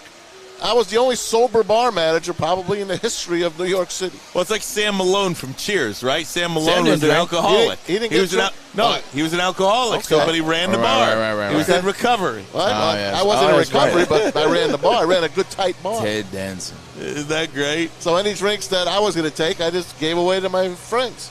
I was going to take. So there you go. That's so good, guys. Did you know I got hit with the over the head with a bottle of beer one night? You did? Because I cut a friend off for the night. No way. A drunk-ass friend of mine that didn't I like went to that, school huh? with. He was no friend. No, he was, but he's in jail now. Anyway, I got hit over the head with a bottle of Budweiser. He didn't like that, He was an acquaintance. The bouncers took him out, and there was like a big boardwalk, wood boardwalk. They just took him out like face first on the boardwalk. They just dragged his ass out. Oh, man. To the pokey he went. That is so fun. Sorry, Frank. Oh, no problem. Hey, guys, I want to get back into some sports talk, if we could, Yeah. because I think we're here for that. Pro Football Focus had the top 10 coaches in the NFL. And there's one guy on this list, actually two guys on this list, that just have me shaking my head. Is there any... I guarantee I know which two they are. Okay, tell me. They're side by side, if I'm being honest. Cliff Kingsbury and Frank Reich. Cliff Kingsbury and Mike McCarthy. Okay. I mean, Mark McCarthy Pretty has Super Bowl. close. Yeah, right, but he lucked himself in it. He still has it. Yeah, he still has it. That's true. He still has it. Cliff Kingsbury. So I don't know if you guys have this list there, but it's the top 10 NFL head coaches according to Pro Football Focus. Right. Bill Belichick 1, John Harbaugh 2, Andy Reid 3, and then Cliff Kingsbury is 4. That is a reach. I am befuddled by that. What has he done? I think he's one of the worst head coaches in the league. Why isn't Andy Reid at number 1 on this list? Well, I mean, Bill Belichick is number 1, isn't he? Well, but are we going by what you've done your whole career, or are we going by right now, or like the last couple of years? I think because if that's the case, then just take Bill Belichick out all together. Yeah. Because if we're going by that, I mean, I think it would be career what you've done up to this point. I feel like in that case, then how is Andy Reid not second? Well, John Harbaugh has 2 Super Bowls, doesn't he? No, or he just has one. He has one. Yeah. Andy Reid's been to 3. Mm-hmm. He's won 1. He's been to 4 consecutive AFC championships. He went to another one with Alex Smith. That's 5. And then he also went to 4 in a row with the Eagles. That's 10 conference championships. Well, if you were doing that, then Pete Carroll would be 2, in my opinion. Right? I mean, he's been to 3 Super Bowls, hasn't he? He's only won 1. No, he's been to 2. No, he's been to 3. He was was he the coach when the Patriots went and lost to the Green Bay Packers? Yes. He was the coach. No. Yeah. He was the coach. Belichick was. Bill Parcells wasn't he? Oh, the first one. Yeah, that was Parcells. Parcells. All right, that was Desmond Howard. In that case, no. In that case, Andy Reid's still better than Pete Carroll. Pete Carroll went to 2 with the Seattle Seahawks. He won 1, lost 1. Fair enough. Can Dan Campbell get on this list somewhere in the next 2 years? How was Cliff Kingsbury for? To your original question. I don't understand it. What is his record? He has a losing record with Patrick Mahomes in college. I mean, that really says it all, right? This is NFL. I don't know. The Cardinals haven't done anything. But again, Braylon, you don't like coaches or players that don't win in college. Now, Mahomes seems to be a little bit of an outlier, but Cliff Kingsbury could win with Mahomes at Texas Tech. He could not win. He was 13 and 19? He's had ultimate collapse after ultimate collapse. With they freaking lost to the Lions by 30 points. Matt LaFleur is a guy I like on the list, but Matt LaFleur is at that point. Like Matt LaFleur, you got to make a move now. Yeah. Like Matt LaFleur, 3-13 in 3 seasons. Well, excuse me, 13-3-13, 3-13, 3-1, or 13-4 because they decided to let the Lions win the last game of the season. He's had great seasons in the regular season, but you got to do something in that playoffs. Like this is a year, especially with what they did with that defense. They assured that defense up. They went after, they drafted defense. They had the number 6 defense or number 8 defense in the league last year. They're probably going to move up with the defense that they have now, the players that they've bought in. Matt LaFleur, Aaron Rodgers, now is the time to take that next step. Because, I mean, what are you waiting for? So that game was on the NFL Network a couple of weeks ago. Mike Vrabel? The Tampa, Green Bay NFC Championship game from a couple of years ago. Yeah. I was watching the end of that game.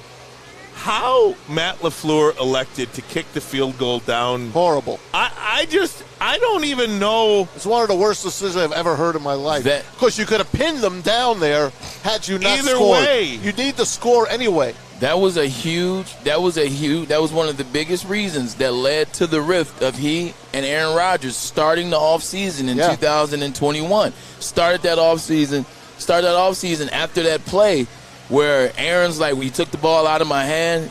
You know, he went after him. He cracked a joke on Jeopardy when he was a celebrity guest host on Jeopardy. He went after Matt LaFleur then. So that play almost, discontinued Aaron Rodgers from being Green Bay quarterback, Aaron Rodgers and Matt LaFleur from their connection, their combination. That almost derailed them and destroyed them.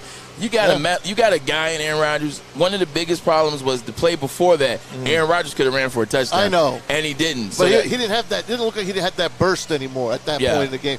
I don't know if he wanted to get hit. And you could go way back to the Lions. Remember, Scott Mitchell didn't want to get hit against Tampa Bay in the playoffs, and then he winds up fainting on the sidelines. No one ever respected him after that. But you had to go for the touchdown there. There's no way you kick the field goal. But because if you failed, you still hold Tampa Bay down there. And I think that almost disqualifies you from being on that list because, A, you had that playoff game, and then B, you come back and follow it up with the disaster last season. What a disaster. In the postseason. They were not ready. I think that disqualifies you from being on this list for Matt LaFleur. Who else can we put on there? Especially not Mike Vrabel. I mean, you know what I'm saying? Mike Vrabel last year, you're talking about the reigning coach of the year in the NFL, Mike Vrabel. You're talking about he went to the AFC Championship 2 years ago. Last year they had the number 1 record in the NFL. So, I mean, I would take Vrabel. I think Mike Tomlin belongs. I think he belongs on this list. Mike Tomlin for sure. He's done more with less than anybody. Which goes to my question. I think we're answering the question. It's not about what you've done career. It's about what you've done more recently. I think it's more recent because if it was career, then Mike Tomlin definitely goes on this list. Then McCarthy don't belong there anymore.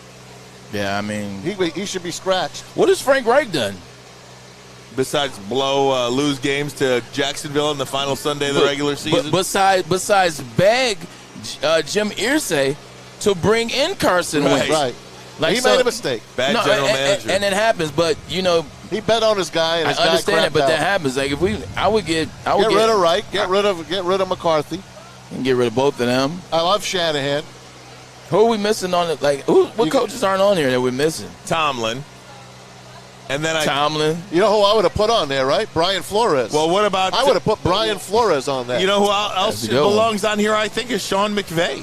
Oh, he's not on Sean McVay is not on here. For God's sake. What? It's a disqualifying list. Disqualifying It's a disqualifying list. We're going to take a break. Come right back. You know what YouTube wants to talk about? CJ Carr. We'll do that next. CJ Carr making his commitment tonight. 7 o'clock on CBS. We'll talk about him next. Ermanni and Edwards, Bottom Line, Woodward Sports Network. Life is full of hard. One of life's biggest decisions as simple as possible.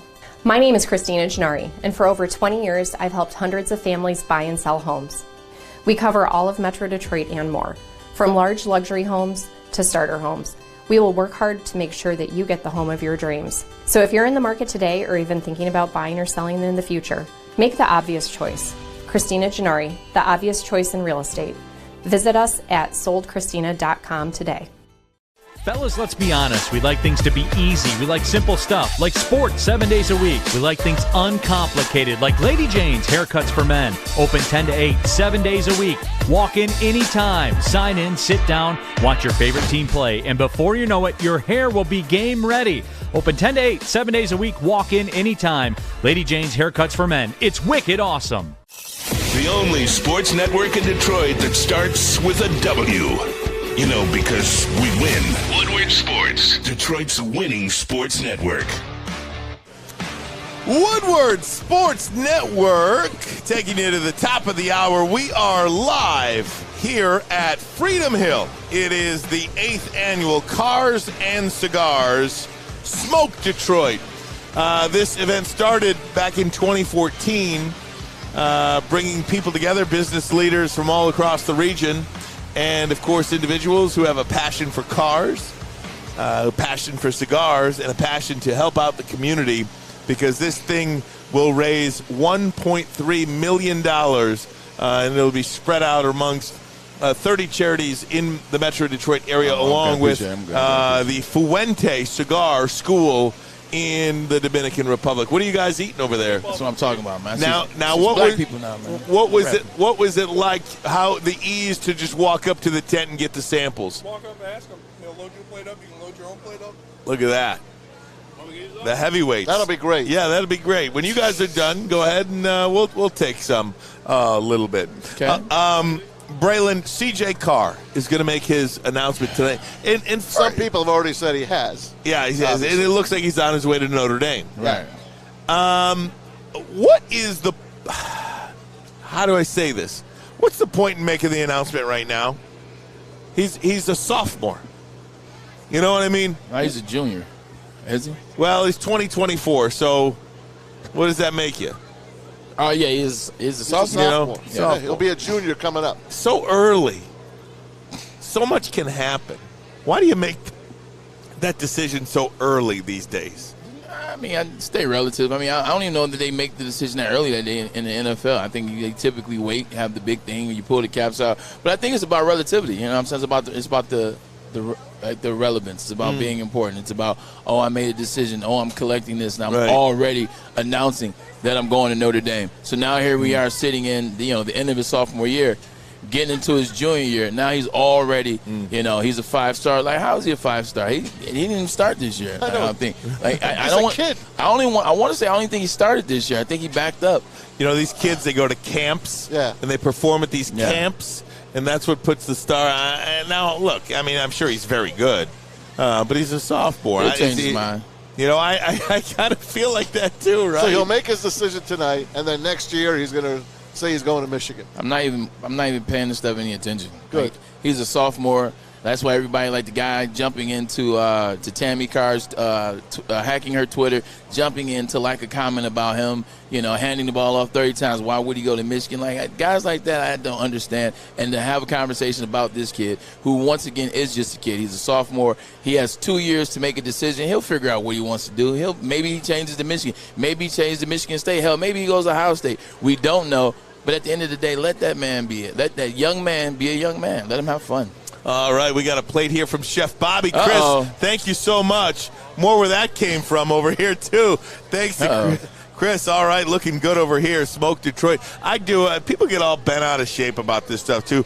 Now, you got grown-ass men commenting about where this 16-year-old kid is going to college. That part about this business I hate, Maz. All right, here you go. He was I do as well. He was 141 of 2012 last year, 2,445 yards, 26 touchdowns passing, and 3 interceptions. That ain't half bad. That's not half bad. No surprise here. So that's not half bad. That's some pretty good stats. But, yes, I mean, he's got that's right. He was a backup quarterback his freshman year. That was a guy. Okay, that's what it was. But, yeah, I mean, you know, he's young. He'll make a decision tonight, and the decision tonight is, like you said, it's just a formality. It's like, hey, this is who I've chosen as of right now. Now I got a spot. I mean, also, it could be for spots. I mean, that's true. Good point by you. Could be for spots. You just never know what happens throughout the course of high school. Right. Guys get injured. And what happens is sometimes institutions, I know Lloyd Carr did this one time. I want to say, what's his name? Urban Meyer did this as well at Ohio State and Florida.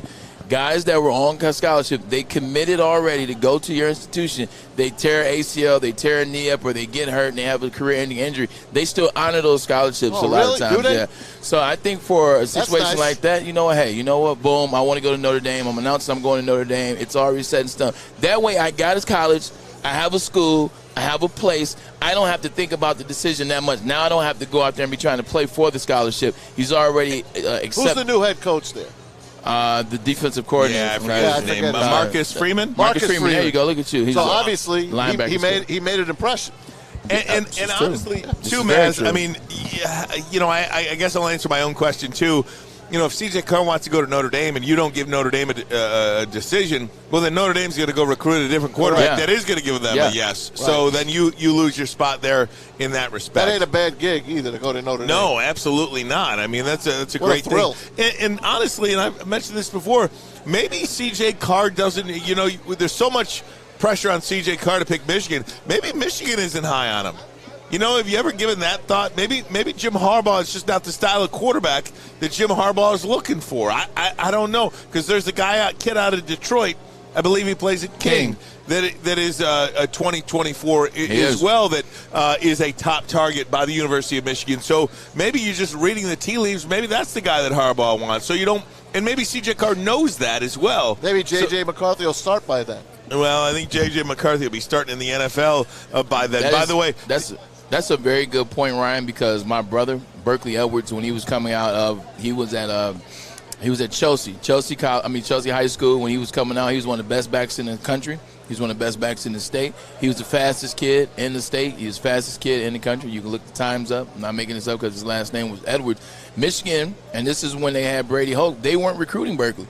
For whatever, they weren't recruiting him heavy, you know, and I had time and time again, I had conversations. It pissed me off. I took to Twitter. You know, I was one of those angry brothers because I've seen Michigan, you know, in the past.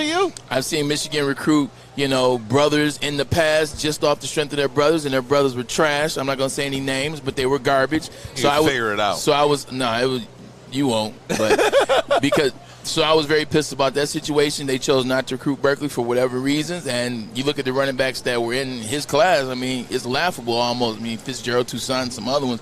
But with that being said, he goes to Minnesota. So they weren't recruiting Berkeley. So that was one of the big things. Everybody was like, man, why didn't your brother go to Michigan? Everybody just thinks because his last name is Carr, because his last name is Edwards, because his last name is Harbaugh, or name some, you know, Carter or whatever, that they automatically recruit them. They're automatically high on the list. Like you said, Ryan, sometimes those guys just aren't high on the list just because they have the name and because it's synonymous with the institution that you're talking about.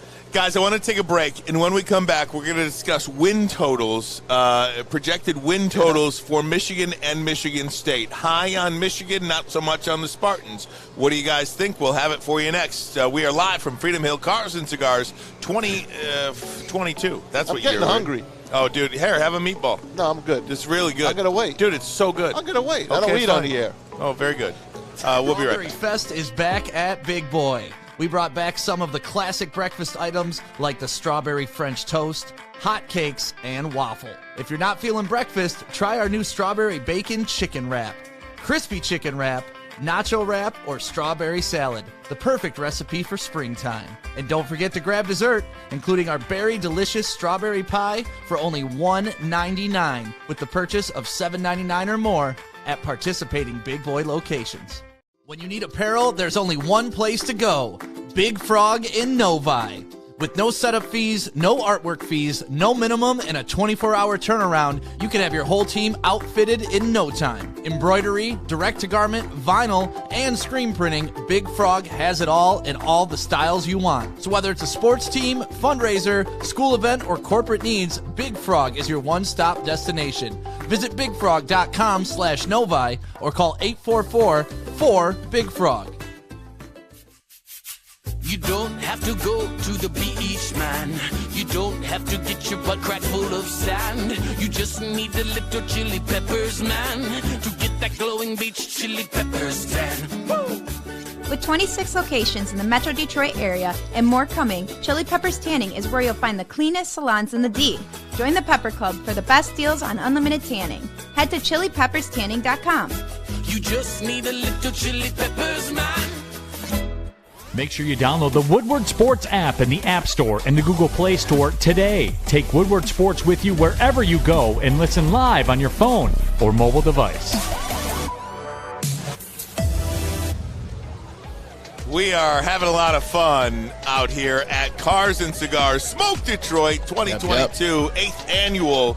Lots of food, lots of fun, booze, women, cars, cigars, men, all kinds of stuff. Sun. Everybody out here. Sun. First you get the money. And then you get the power. Then you get the women. That's right. Movie? Scarface. Yes. Good. All right. Guys, win totals, college football, they are out. Projected win total for Michigan, 9.5. So that basically, you get 9 or you get 10, right, Maz? That's it, baby. That's it. You get two 9 choices. or 10. 9 or 10. Are they beating Ohio State? That's 10. Are they not? That's 9. Well, that would be 12, right? Could be 12. That'd be 11. So, I mean 2 losses or 3 losses. That's basically what you're looking at. It's 12-game season. Oh, yeah. 12-game season. 12 games. So, again, I mean, I think 7-0, 8-0 is not out of the realm of possibilities right off the bat. But again, you know, are you losing 2 or 3, or 10-2 or 9-3? That's what Vegas expects Michigan to be, because you get 2 choices, right, Maz? Who are the losses? I'm going 11-0, and I got to see that. I got to see that secondary mature, because just right now, what I know about that secondary, I'm just being an honest man, not being biased, because you know what I was last year, not biased towards Michigan. Ohio State's wide receiver core and quarterback and their running game is going to torch University of Michigan defense as it stands right now. So I got to see what Michigan's defense can be from end of August to November. I got to see what that defense can be. They'll go 11-0. But that Ohio State game, man, it's going to be a tricky one, because C.J. Stroud is a damn good quarterback. Jackson Smith-Njigba is one of the best receivers to ever come through the Big Ten. To ever come through the Big Ten is Jackson Smith-Njigba, and now they also have Marvin Harrison Jr. was one of the young receiver. Oh man, I've been seeing him work out too. He online. was the young receiver I couldn't think about when I was talking about their new wide receiver core. Marvinson Jr. and then there's another one that they have, another Nigerian. They're name. wide receiver U. We all know they that. are they are wide receiver U. They have been for a couple years, at least in the Big Ten. So it's going to be interesting. So 11-0 for me right now, with an option to wait till at least the start of October to pick the Ohio State game. The Iowa game is going to be a season changer, I believe. Well, they buried them in the championship I understand that, but anytime they go to Kinnick Stadium with the pink locker rooms, it is a little bit of a different game. It was a night. Yeah, I think the last time they played there and they lost at night, that was with Wilton Spate. That was the first time Wilton Spate had seen man-to-man zone coverage.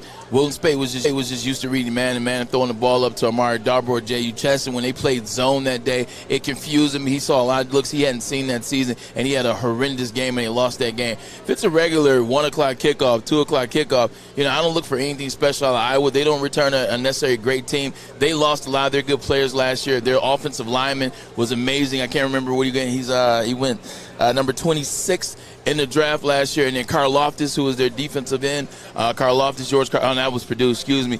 But Iowa lost their running back as well, so I'm not really fretting Iowa this year. I'm telling you, man, it's going to be Michigan State. It's going to be Ohio State like always. I'll quote Neil Rule, Iowa's going to Iowa. Yeah. They're not going to do anything. They're just not. Well, very good. I mean, I hope they don't do anything. But I'm just telling you, I think the Michigan football season, a lot of it will be predicated on what happens in that game at Iowa. I think if they beat Iowa on the road, I think they go 11-0 and wait to see Ohio State. And you like this schedule. I love the schedule. You'd rather play this than what Notre Dame is going to do. This schedule is easy. Notre Dame has a lot of wild cards. Michigan doesn't. I'm just saying, as a fan, I'd rather watch Notre Dame.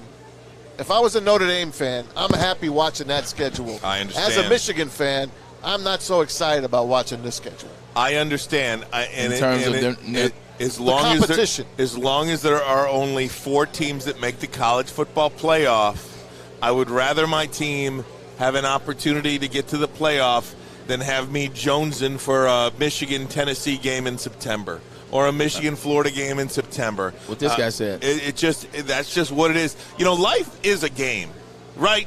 I mean, seriously, for a minute. Life is a game. How you decide to play the game, that really sets up with how your life will be, how your season will be.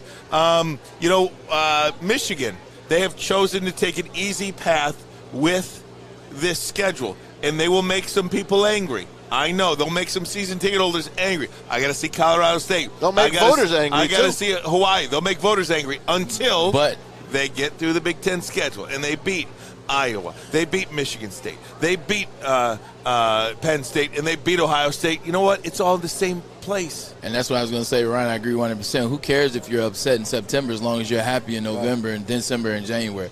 If you're happy in December, then you're doing things the right way. So I'm not worried about that in the interim period because Alabama does it every year.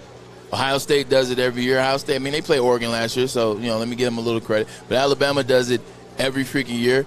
What does Georgia do? They played Clemson last year. Clemson was a shell of themselves with Fugliami or whatever you say his name. So DJ something. I can't even. Fugly. You're right. All right, I'm going to do this for you then. And this is way out of bounds. Okay. Notre Dame and Michigan go unbeaten. Alabama and Georgia are unbeaten. And let's say there's another unbeaten. USC. USC. Now it's between Michigan and Notre Dame to get that last spot. Only one team from the SEC will go because they can't be both unbeaten. Okay, well, let's say Michigan and Notre Dame are the last 2 teams to get a spot, and they're both unbeaten. Who are you giving it to? I think Michigan. Because they play a conference championship game. They play Ohio State. And they just beat Ohio State probably. Yeah, but Notre Dame beat USC. But they don't have a conference championship. They beat, there's a bunch of good teams. So then USC that USC can't be undefeated either. Okay, but it's someone else. Well, you're giving me not. It's hard to do. Oklahoma. Anyone. Okay. I don't care. Michigan. What I'm trying to tell you is it doesn't matter about this scenario that we can't figure out because it's interesting. If they're both undefeated and you're trying to get one in, Michigan will have beat Penn State, Michigan State, Ohio State for a Big Ten championship, not to mention whoever's going to come out of the West. Let's say Wisconsin goes 11-1. Okay. And you're playing an 11-1 Wisconsin team. You already beat them, but you'll play them again in the championship. You'll beat them in the championship again. Okay. And you won an actual championship like that. And Notre Dame doesn't play a championship. And they've made it so clear that those championships matter, man. You look at those Baylor and TCU teams that were sitting at 11-1 for a couple years in a row and didn't get a chance at the college football playoff. And you probably, by the way, just won a game at Ohio State for the first time since Drew Henson was your quarterback. Right. And you've done so before 15 million people in the largest college football audience to watch a game this season. There ain't no way they're leaving Michigan out. Fine. Especially after they just went the year before. Okay. Fine. Guys, I love you. I think we're going to sign off. We are. Right? Michigan State win total, by the way, 7.5. That's low. They benefited last year from striking gold in the transfer portal. I don't know if you count on that again. I got Michigan State at 9. 8-4, 7-5. That's I got Michigan State. I got Michigan State at 9 this season. Perhaps. Yeah, 9. Hey, I want to give props to our good friends here that are getting sunstroke. That's Stick, Maddie, Mikey, and of course Fletch. Stick found that tree. God bless. Back and forth. God bless them. They are sunstroked out, and they kept us on the air and kept us comfortable, and we had a great time today. Absolutely. Thanks to everybody here. Smoke Detroit as well. Is this what it feels like to do 3 hours? How are we feeling about 3 hours, man? This is nothing. This is nothing. We just sat there and talked. Yeah, but it won't be as comfortable in the studio. Well, what are you thinking? we'll have better access to, Okay. a lot of different things. We just sit here and talk, man. We'll give you some more commercial breaks. Yeah. I can do it. Okay. Trust me, I don't do anything else. All right. I'm here. I'll give you samples. For Stick, Fletch, Maddie, Mike, Heavyweights, Maz, Braylon, myself, we'll see you tomorrow night. Salute. Make sure you download the Woodward Sports app in the App Store and the Google Play Store today. Take Woodward Sports with you wherever you go and listen live on your phone or mobile device.